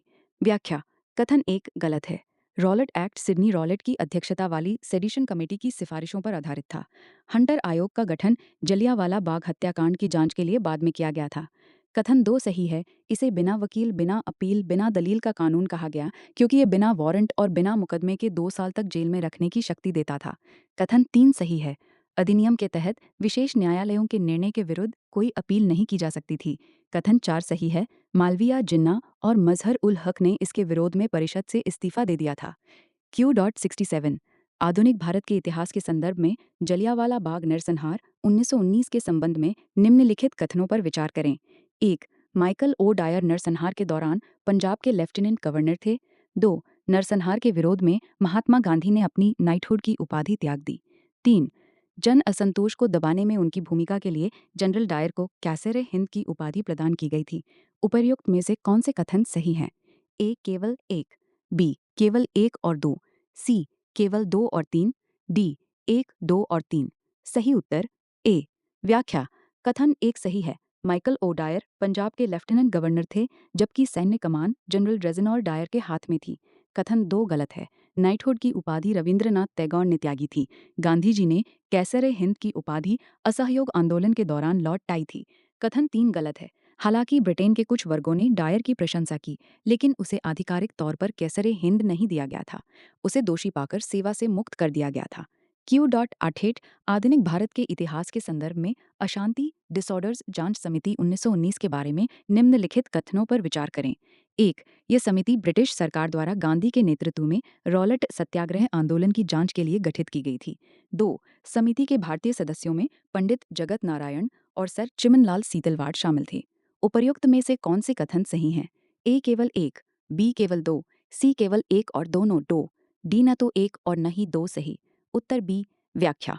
कथन 1 गलत है। डिसऑर्डर्स इंक्वायरी कमेटी हंटर समिति मुख्य रूप से जलियांवाला बाग और पंजाब में हुई अन्य अशांति की घटनाओं की जांच के लिए बनाई गई थी। कथन 2 सही है। इसमें 3 भारतीय सदस्य शामिल थे, सर चिमनलाल सीतलवाड़, पंडित जगत नारायण और सुल्तान अहमद खान। क्यों 1970 था। खिलाफत आंदोलन के संदर्भ में निम्नलिखित कथनों पर विचार करें। 1. कांग्रेस ने खिलाफत आंदोलन का समर्थन किया क्योंकि इससे हिंदू मुस्लिम एकता बनाने का अवसर मिला। 2. कांग्रेस संवैधानिक तरीकों से स्वशासन के संघर्ष में विश्वास खो रही थी। 3. कांग्रेस जानती थी कि जनता अपना असंतोष व्यक्त करने के लिए उत्सुक थी। उपर्युक्त में से कौन सा से कारण कांग्रेस द्वारा खिलाफत प्रश्न पर असहयोग कार्यक्रम का समर्थन करने के लिए सही है? केवल एक, बी केवल दो, सी केवल एक और 3, डी 1, 2 और 3। सही उत्तर डी। व्याख्या में तीनों कथन सही हैं। रॉलेट एक्ट और जलियांवाला बाग के बाद गांधी जी और कांग्रेस को लगा कि ब्रिटिश सरकार के खिलाफ बड़े जन आंदोलन की जरूरत है। खिलाफत के मुद्दे ने मुसलमानों को साथ लाने का मौका दिया और संवैधानिक तरीकों प्रार्थना याचिका की विफलता ने असहयोग को एकमात्र रास्ता बना दिया था। क्यों संतर निम्नलिखित भाषाओं पर विचार करें। 1. मराठी, 2. बंगाली, 3. पाली, 4. कोंकणी, 5. मैथिली, 6. प्राकृत। उपर्युक्त भाषाओं में से कितनी भाषाओं को भारत में शास्त्रीय भाषा का दर्जा प्राप्त है? ए केवल 3, बी केवल 4, सी केवल 5, डी सभी 6। सही उत्तर बी। व्याख्या। विकल्प बी सही है। हाल ही में अक्टूबर 2024 केंद्र सरकार ने 5 नई भाषाओं को शास्त्रीय दर्जा दिया। मराठी, बंगाली, पाली, प्राकृत और असमिया। इस सूची में कोंकणी और मैथिली शामिल नहीं हैं। क्यों 77 1920 में आयोजित भारतीय राष्ट्रीय कांग्रेस के नागपुर अधिवेशन के संदर्भ में निम्नलिखित कथनों पर विचार कीजिए। 1. सत्र की अध्यक्षता सी विजय राघवाचार्य ने की। 2. इसने ब्रिटिश शासन के विरुद्ध असहयोग कार्यक्रम अपनाया। 3. कांग्रेस ने सभी वैध और शांतिपूर्ण तरीकों से स्वराज की प्राप्ति को अपना लक्ष्य निर्धारित किया। 4. इस समय असहयोग कार्यक्रम पर असहमति के कारण जवाहरलाल नेहरू और सरदार वल्लभ भाई पटेल ने कांग्रेस छोड़ दी। उपरोक्त कथनों में से कितने सही हैं? ए केवल एक, बी केवल 2, सी केवल 3, डी सभी 4। सही उत्तर सी। व्याख्या। कथन 1, 2 और 3 सही हैं। नागपुर अधिवेशन में असहयोग के प्रस्ताव की पुष्टि की गई और कांग्रेस के संविधान में बदलाव कर स्वराज को मुख्य लक्ष्य बनाया गया। कथन 4 गलत है। नेहरू और पटेल ने कांग्रेस नहीं छोड़ी, बल्कि वे आंदोलन के मुख्य स्तंभ बने। मोहम्मद अली जिन्ना, एनी बेसेंट और जीएस खापर्डे ने कांग्रेस छोड़ दी थी क्योंकि वे असहयोग के तरीके से असहमत थे। Q.सवत्ते असहयोग आंदोलन 1922 से जुड़ी गतिविधियों के संदर्भ में निम्नलिखित कथनों पर विचार करें। 1. छात्र और शिक्षक सरकारी संस्थानों को छोड़कर काशी विद्यापीठ, गुजरात विद्यापीठ और जामिया मिले इस्लामिया जैसे नवस्थापित राष्ट्रीय संस्थानों में शामिल हो गए। 2. तिलक स्वराज कोष ने आंदोलन के रचनात्मक कार्यों के लिए वित्तीय संसाधन सफलतापूर्वक जुटाए। 3. कांग्रेस ने स्थानीय कांग्रेस निकायों से आह्वान किया कि यदि उन्हें लगे कि लोग इसके लिए तैयार हैं तो वे सविनय अवज्ञा शुरू कर दें। 4. मिदनापुर और गुंटूर में कर नहीं आंदोलन चलाया गया। उपरोक्त कथनों में से कितने सही हैं? ए केवल 1, बी केवल 2, सी केवल 3, डी सभी 4 सही उत्तर। डी व्याख्या सभी 4 कथन सही हैं। असहयोग आंदोलन के दौरान विदेशी शिक्षा का बहिष्कार कर राष्ट्रीय संस्थानों की नींव रखी गई। तिलक कोष में 1 करोड़ से अधिक राशि जमा हुई। सविनय अवज्ञा का अधिकार स्थानीय निकायों को दिया गया और बंगाल मिदनापुर एवं आंध्र गुंटूर में कर न देने के सफल आंदोलन हुए। Q10-3 1922 में असहयोग आंदोलन की वापसी के संदर्भ में निम्नलिखित पर विचार करें। 1. चौरी चौरा की घटना और उससे संबंधित हिंसा का प्रकोप। 2. Hindustan socialist Republican association HSRA जैसे समूहों द्वारा क्रांतिकारी गतिविधियों को बढ़ाना। 3. गांधी जी का मानना था कि जनता अभी अहिंसक आंदोलन को जारी रखने के लिए पर्याप्त अनुशासित नहीं थी। 4. ब्रिटिश सरकार द्वारा आंदोलन की प्रमुख मांगों को स्वीकार करना। 5. आंदोलन जारी रहने पर औपनिवेशिक सरकार द्वारा बड़े पैमाने पर दमन का डर। उपर्युक्त में से कितने को असहयोग आंदोलन को वापस लेने के कारण माना जा सकता है? ए केवल 1, बी केवल 2, सी केवल 3, डी केवल 4। सही उत्तर सी। व्याख्या केवल 3 सही हैं। 1, 3 और 5। चौरी चौरा में हुई हिंसा के बाद गांधी जी को लगा कि लोग अभी अहिंसा के दर्शन को नहीं समझ पाए हैं। साथ ही उन्हें डर था कि हिंसा का बहाना लेकर सरकार निहत्थे लोगों पर भीषण दमन करेगी। कथन 2 गलत है। HSRA का गठन 1924-1928 में हुआ था, जो आंदोलन वापसी के बाद की घटना है। कथन 4 गलत है। ब्रिटिश सरकार ने कोई मांग स्वीकार नहीं की थी। Q.74 भारतीय राष्ट्रीय आंदोलन के संदर्भ में निम्नलिखित में से किस अंतर्राष्ट्रीय घटना ने 20वीं शताब्दी के प्रारंभ में भारत में उग्र राष्ट्रवाद के विकास को प्रभावित किया? 1. इटली का एकीकरण। 2. अरब प्रांतों में ओटोमन साम्राज्य का पतन। 3. क्रीमिया युद्ध में ब्रिटिश सेना की हार। 4. रूस जापान युद्ध में जापान की विजय। नीचे दिए गए कोड का उपयोग करके सही उत्तर चुनें। ए 1.2 और 3, बी केवल 2 और 3, केवल 1 और 4, डी केवल 1 और 4। सही उत्तर डी। व्याख्या कथन 1 और 4 सही हैं। इटली के एकीकरण और 1905 में छोटे से एशियाई देश जापान द्वारा विशाल रूस को हराने की घटना ने भारतीयों का ये भ्रम तोड़ दिया कि यूरोपीय अपराजय हैं। कथन 2 और 3 गलत हैं। ओटोमन साम्राज्य का पतन पहले विश्व युद्ध के बाद हुआ। क्रीमिया युद्ध 1850 के दशक का 20वीं सदी के राष्ट्रवाद से सीधा संबंध नहीं था।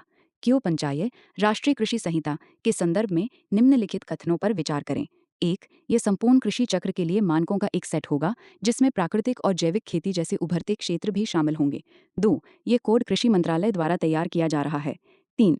इसमें प्रमुख फसलों के लिए फसल विशिष्ट मानक और सभी फसलों पर लागू सामान्य सिद्धांत शामिल होंगे। 4.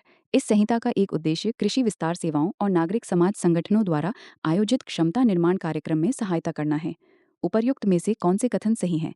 ए केवल 1, 2 और 3, बी केवल 1, 3 और 4, सी केवल 2, 3 और 4, डी 1, 2, 3 और 4। सही उत्तर बी। व्याख्या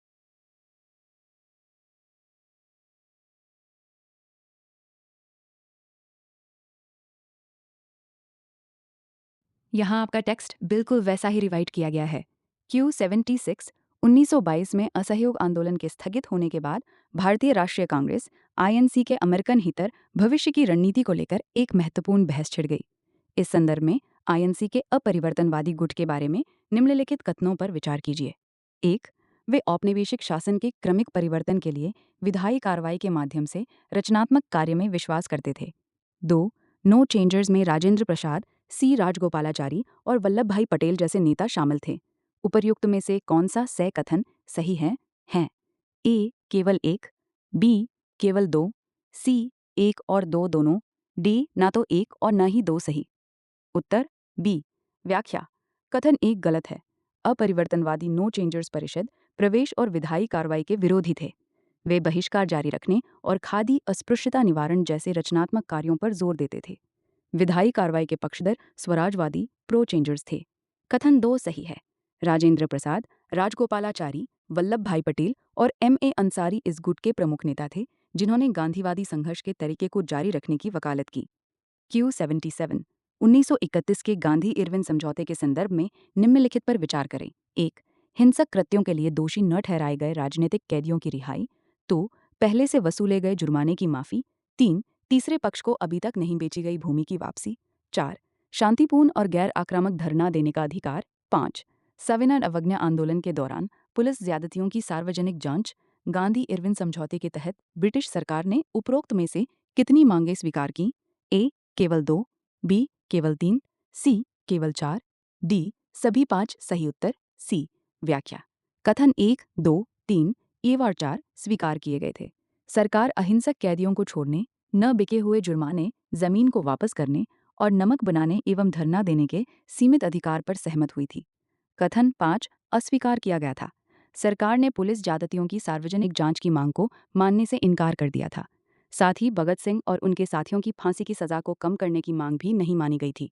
Q78 निम्नलिखित में से किसे भारतीय कम्युनिस्ट पार्टी CPI का संस्थापक माना जाता है?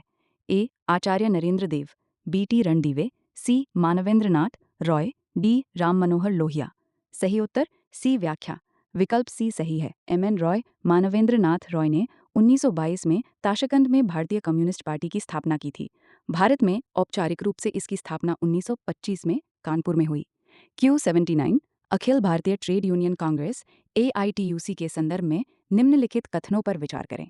1 इसकी स्थापना 1922 में हुई थी। 2 लाला लाजपत राय इसके प्रथम अध्यक्ष बने।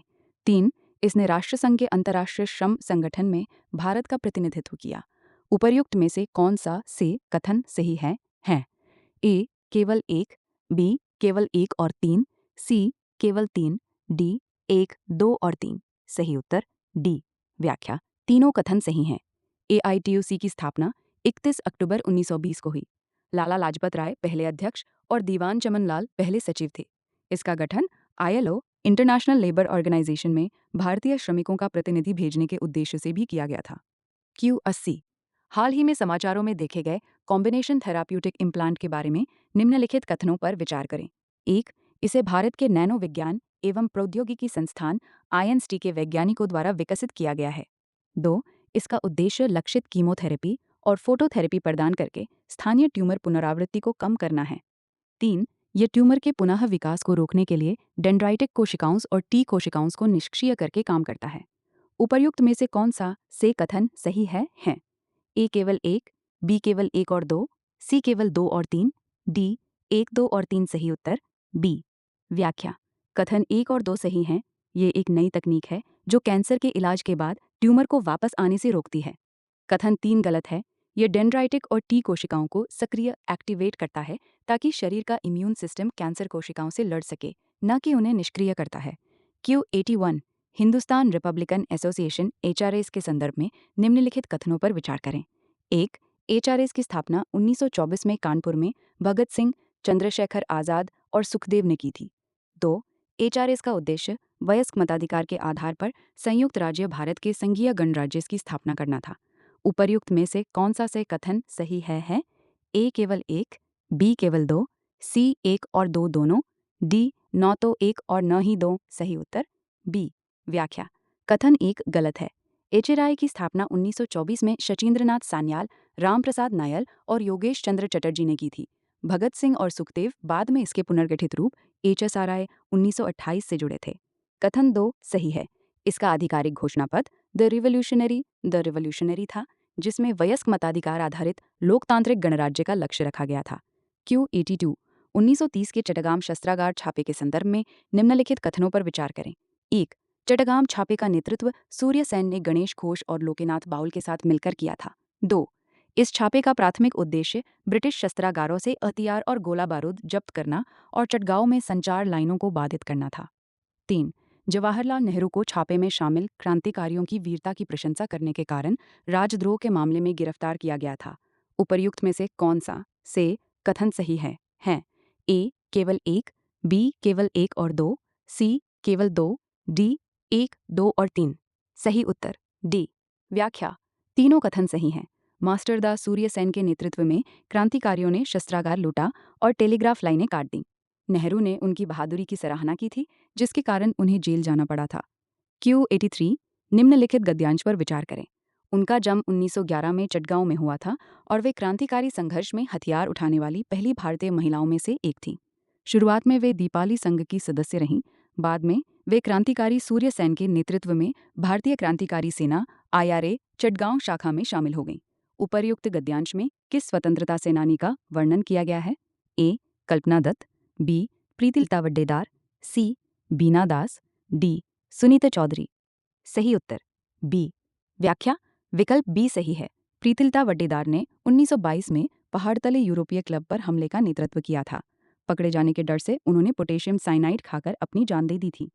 क्यों आर्थिक मुख्यक से आधुनिक भारत के इतिहास के संदर्भ में निम्नलिखित में से किसने द फिलॉसफी ऑफ द बम पुस्तक लिखी? ए. भगत सिंह, बी. सचिंद्रनाथ सान्याल, सी. भगवती चरण बोरहा, डी. चंद्रशेखर आजाद। सही उत्तर सी। व्याख्या विकल्प सी सही है। भगवती चरण बोहरा ने गांधी जी के लेख द कल्ट ऑफ बम के जवाब में ये प्रसिद्ध लेख पुस्तक लिखी थी ताकि क्रांतिकारी विचारधारा को स्पष्ट किया जा सके। Q85 भारत में आत्महत्या के लिए उकसाने के अपराध के संबंध में निम्नलिखित कथनों पर विचार करें। 1. भारतीय न्याय संहिता में आत्महत्या के लिए उकसाने वाले व्यक्तियों के लिए 10 वर्ष तक के कारावास और जुर्माने का प्रावधान है। 2. हाल ही में सर्वोच्च न्यायालय ने फैसला दिया कि किसी व्यक्ति पर आत्महत्या के लिए उकसाने का आरोप तभी लगाया जा सकता है जब उसने मृतक को आत्महत्या के लिए उकसाया हो, जिससे मृतक के नेत पास आत्महत्या करने के अलावा कोई विकल्प न बचा हो। उपर्युक्त में से कौन सा सकथन सही है? ए. केवल एक, बी. केवल दो, सी. एक और दो दोनों, डी. न तो एक और न ही दो सही। उत्तर सी। व्याख्या दोनों कथन सही हैं। भारतीय न्याय संहिता BNS की धारा 108 के तहत ये दंडनीय है। सर्वोच्च न्यायालय ने स्पष्ट किया है कि केवल दबाव डालना काफी नहीं है, बल्कि एक ऐसा सक्रिय कृत्य इंस्टिगेशन होना चाहिए जिससे पीड़ित विवश हो जाए। Q28 है आधुनिक भारत के इतिहास के संदर्भ में साइमन कमीशन के बारे में निम्नलिखित कथन पर विचार कीजिए। 1. आयोग का प्राथमिक कार्य भारत में संवैधानिक प्रणाली की जांच करना और सुधारों का सुझाव देना था। तो इस आयोग का भारतीयों द्वारा बहिष्कार किया गया क्योंकि इसमें कोई भारतीय सदस्य नहीं था। 3. डॉक्टर अंबेडकर को बॉम्बे विधान परिषद द्वारा साइमन कमीशन के साथ काम करने के लिए नियुक्त किया गया था। उपर्युक्त में से कौन से कथन सही हैं? ए. केवल एक और दो, बी. केवल दो और तीन, सी. केवल एक और तीन, डी. एक, दो और तीन। सही उत्तर डी। व्याख्या तीनों कथन सही हैं। 1927 में गठित ये 7 सदस्यीय आयोग पूरी तरह श्वेत था, इसलिए कांग्रेस और मुस्लिम लीग ने इसका विरोध किया। डॉक्टर अंबेडकर उन गिने चुने नेताओं में थे जिन्होंने दलित हितों के लिए आयोग को अपना पक्ष प्रस्तुत किया था। Q87 औपनिवेशिक भारत में नियुक्त विभिन्न ब्रिटिश आयोगों में निम्नलिखित पर विचार करें। You can look at the table in the conversation history. उपर्युक्त में से कितने युग्म सही सुमेलित हैं? ए केवल एक, बी केवल दो, सी तीनों, डी कोई नहीं। सही उत्तर ए। व्याख्या युग्म 3 सही है। रॉयल कमीशन ऑन एग्रीकल्चर लिनलिथ-गो आयोग कृषि की स्थिति सुधारने के लिए बना था। युग्म 1 गलत है। ली आयोग का संबंध लोक सेवाओं पब्लिक सर्विसेज के सुधार से था। युग्म 2 गलत है। मुद्दिमन आयोग का संबंध 1919 के सुधारों, द्वैध शासन की विफलता और संवैधानिक जांच से था। नोट 1 और 2 के विवरण आपस में बदल दिए गए हैं। यहाँ आपका टेक्स्ट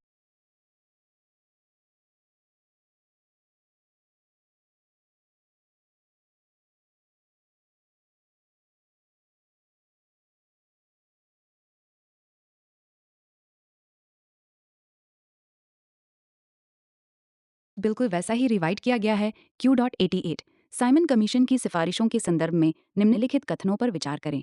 1. इसने प्रांतों में द्वैध शासन को समाप्त करने और उसके स्थान पर पूर्ण प्रांतीय स्वायत्तता स्थापित करने की सिफारिश की। 2. इसने केंद्रीय स्तर पर उत्तरदायी सरकार की तत्काल स्थापना का प्रस्ताव रखा। 3. इसमें सिंध को बॉम्बे प्रेसिडेंसी से अलग करने का प्रस्ताव रखा गया। 4. इसने सुझाव दिया कि सांप्रदायिक तनाव को कम करने के लिए पृथक सांप्रदायिक निर्वाचन क्षेत्रों को समाप्त कर दिया जाना चाहिए। उपर्युक्त में से कौन से कथन सही हैं? ए. केवल 1 और 2, बी. केवल 1 और 3, सी. केवल 1, 2 और 4, डी. 1, 2, 3 और 4। सही उत्तर बी। व्याख्या कथन 1 सही है। आयोग ने 1819 के अधिनियम के द्वैध शासन को विफल माना और प्रांतों में लोकप्रिय मंत्रियों को शक्ति देने की सिफारिश की। कथन 2 गलत है। आयोग ने केंद्र में उत्तरदायी सरकार की स्थापना का विरोध किया था। उसका मानना था कि केंद्र में अभी ब्रिटिश नियंत्रण जरूरी है। कथन ये सही है। आयोग की सिफारिशों में सिंध को बॉम्बे से और उड़ीसा को बिहार से अलग करने का सुझाव शामिल था। कथन 4 गलत है। आयोग ने सांप्रदायिक निर्वाचन क्षेत्रों को बनाए रखने की सिफारिश की थी क्योंकि उसे लगा कि इसके बिना अल्पसंख्यकों का प्रतिनिधित्व सुरक्षित नहीं होगा। Q.89 1930 में असम में अंग्रेजों द्वारा जारी कनिंघम परिपत्र का उद्देश्य था ए. छात्रों को राजनीतिक गतिविधियों में भाग लेने से रोकना, बी. अंग्रेजी को शिक्षा के अनिवार्य माध्यम के रूप में लागू करना, सी. आदिवासी छात्रों के सरकारी स्कूलों में दाखिला लेने पर प्रतिबंध लगाना, डी. असम में किसान समुदायों के लिए वन क्षेत्रों तक पहुंच को विनियमित करना। सही उत्तर ए. व्याख्या। विकल्प ए सही है। सविनय अवज्ञा आंदोलन के दौरान असम के शिक्षा निदेशक कनिंघम ने एक परिपत्र सर्कुलर जारी किया जिसमें छात्रों और उनके अभिभावकों से राजनीति में भाग न लेने का लिखित आश्वासन मांगा गया था। इसके विरोध में छात्रों ने जोरदार आंदोलन किया था। Q.90 living planet index LPI के संदर्भ में निम्नलिखित कथनों पर विचार करें। एक, इसे world wide fund for nature WWF द्वारा zoological society of London ZSL के सहयोग से जारी किया जाता है। 2. ये स्थलीय, मीठे पानी और समुद्री पारिस्थितिक तंत्रों में कशेरू की प्रजातियों की जनसंख्या प्रवृत्तियों पर नजर रखकर वैश्विक जैव विविधता की निगरानी करता है। 3. इसे 2020 के बाद के कुनमिंग मॉन्ट्रियल वैश्विक जैव विविधता ढांचे में एक संकेतक के रूप में जैव विविधता सम्मेलन CBD द्वारा अपनाया गया है। उपर्युक्त में से कौन से कथन सही हैं? ए केवल 1 और 3, बी 1.2 और 3, सी केवल 2 और 3, डी केवल 1 और 2। सही उत्तर बी व्याख्या। तीनों कथन सही हैं। LPI जैव विविधता के स्वास्थ्य का सर्वप्रमुख मापदंड है। ये 5000 से अधिक प्रजातियों की आबादी का विश्लेषण करता है। 2022 के कुनमिंग मॉन्ट्रियल समझौते में इसे आधिकारिक प्रगति सूचक माना गया है। Q.न्योपेगे 1928 की नेहरू रिपोर्ट की प्रमुख सिफारिशें निम्नलिखित में से कौन सी थीं? 1. केंद्र और प्रांतों में उत्तरदायी सरकार की स्थापना। 2. नए प्रांतों के निर्माण में भाषा एक कारक होनी चाहिए। 3. भारत में अल्पसंख्यकों के अधिकारों के संरक्षण का प्रावधान। 4. राज्य का धर्म से पृथक्करण। नीचे दिए गए कोड का उपयोग करके सही उत्तर चुनें। ए केवल 1 और 3, बी केवल 1 और 3 और 4, सी केवल 1 3 और 4, डी 1 2 3 और 4। सही उत्तर डी व्याख्या। सभी 4 कथन सही हैं। मोतीलाल नेहरू की अध्यक्षता वाली समिति ने डोमिनियन स्टेटस की मांग के साथ साथ भाषाई प्रांतों, मौलिक अधिकारों, अल्पसंख्यकों सहित और एक धर्मनिरपेक्ष राज्य की नींव रखने वाली सिफारिशें दी थीं। Q.92 20वीं शताब्दी के दौरान भारत के विभिन्न क्षेत्रों में सविनय अवज्ञा आंदोलन 1930 के संदर्भ में निम्नलिखित युग्मों पर विचार कीजिए। You can look at the table in the description. उपरोक्त युग्मों में से कितने युग्म सही सुमेलित हैं? ए केवल 1, बी केवल 2, सी तीनों, डी कोई नहीं। सही उत्तर सी व्याख्या। युग्म 1 सही है। राजगोपालाचारी ने तिरुचिरापल्ली से वेदारण्यम तक नमक यात्रा निकाली थी। युग्म 2 सही है। के केलप्पन केरल गांधी ने कालीकट से पय्यानूर तक नमक सत्याग्रह का नेतृत्व किया। युग्म 3 सही है। ओडिशा में आचार्य हरिहर दास के नेतृत्व में इंचाउड़ी इंचूड़ी में नमक कानून तोड़ा गया था।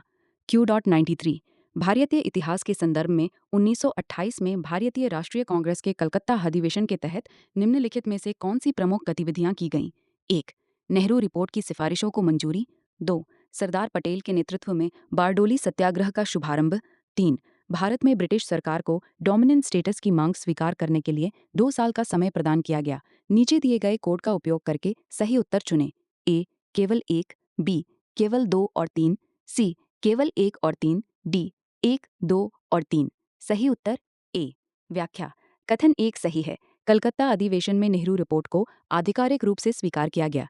कथन 2 गलत है। बारडोली सत्याग्रह का शुभारंभ 1928 के शुरुआत में हुआ था, जबकि कांग्रेस अधिवेशन दिसंबर में हुआ था। ये अधिवेशन का हिस्सा नहीं था। कथन 3 गलत है। कांग्रेस ने सरकार को केवल 1 साल का समय दिया था, 1929 तक कतक ना कि 2 साल का। यदि मांग नहीं मानी गई तो पूर्ण स्वराज का लक्ष्य घोषित करने की चेतावनी दी गई थी। Q.94 आधुनिक भारतीय इतिहास के संदर्भ में मुंजे राजा समझौता 1932 निम्नलिखित में से किससे संबंधित था? ए प्रांतीय विधानसभाओं में महिलाओं के लिए सीटों का आरक्षण।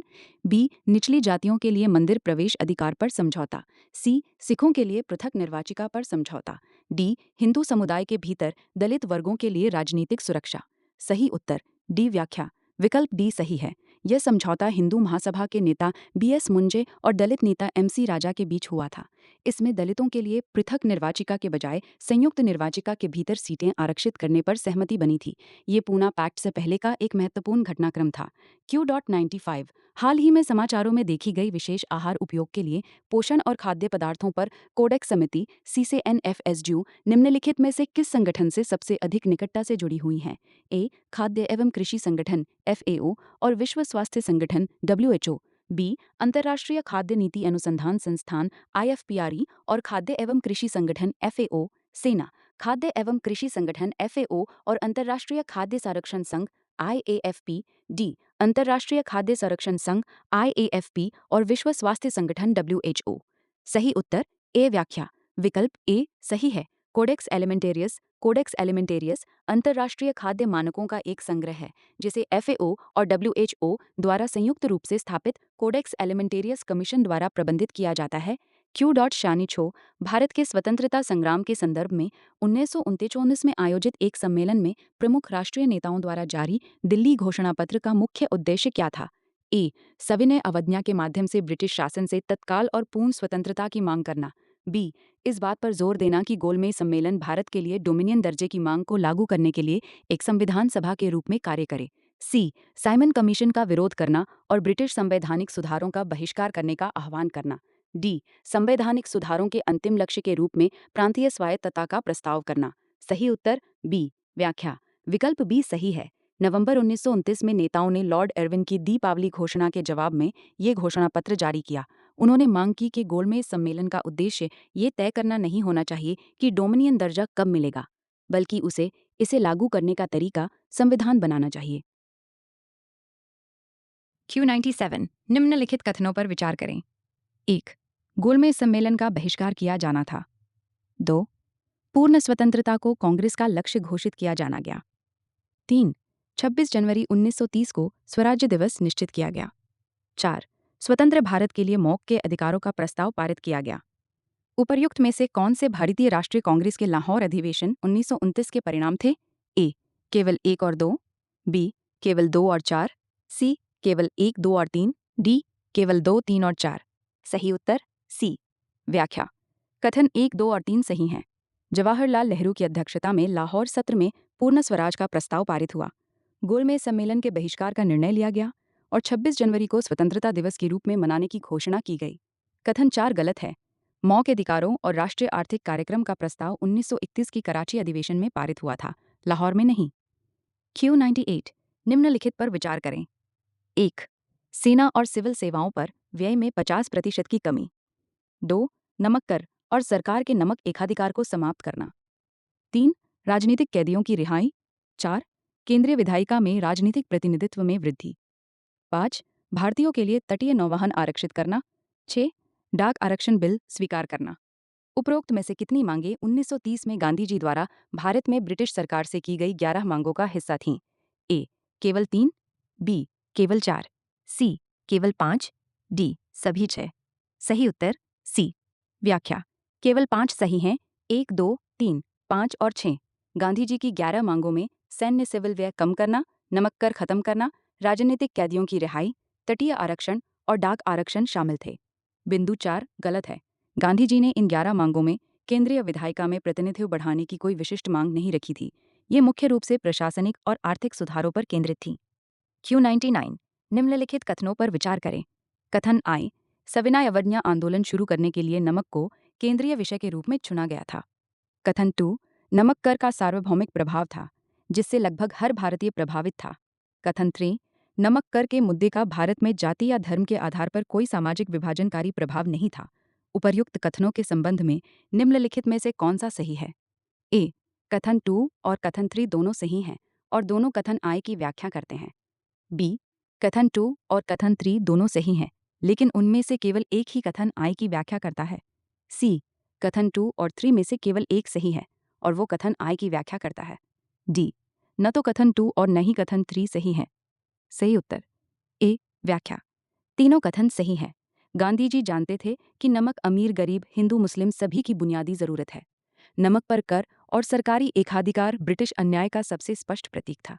चूंकि ये सबको समान रूप से प्रभावित करता था और इसमें कोई धार्मिक जातीय विवाद नहीं था, इसलिए इसने पूरे देश को एकजुट करने में मदद की। Q97 कैराकल बिल्लियों के संबंध में निम्नलिखित कथनों पर विचार करें। 1. इन्हें IUCN रेड लिस्ट में गंभीर रूप से संकटग्रस्त के रूप में वर्गीकृत किया गया है। 2. वे मुख्यतः रात्रि रचर होते हैं। 3. ये प्राकृतिक रूप से केवल दक्षिण एशिया में ही पाए जाते हैं। उपर्युक्त में से कौन सा से कथन सही है? ए. केवल 1 और 2, बी. केवल 2, सी. केवल 2 और 3, डी. केवल 1 और 3। सही उत्तर बी। व्याख्या कथन 2 सही है। कैराकल रात में शिकार करने वाले नॉक्टर्नल और बहुत फुर्तीले शिकारी होते हैं। कथन 1 गलत है। वैश्विक स्तर पर IUCN इन्हें कम चिंताजनक लीस्ट कंसर्न श्रेणी में रखा गया है। हालांकि भारत में इनकी संख्या बहुत कम है, लेकिन अंतर्राष्ट्रीय स्तर पर ये संकटग्रस्त नहीं है। कथन 3 गलत है। ये केवल दक्षिण एशिया में नहीं, बल्कि अफ्रीका, मध्य पूर्व और मध्य एशिया के कई हिस्सों में पाए जाते हैं।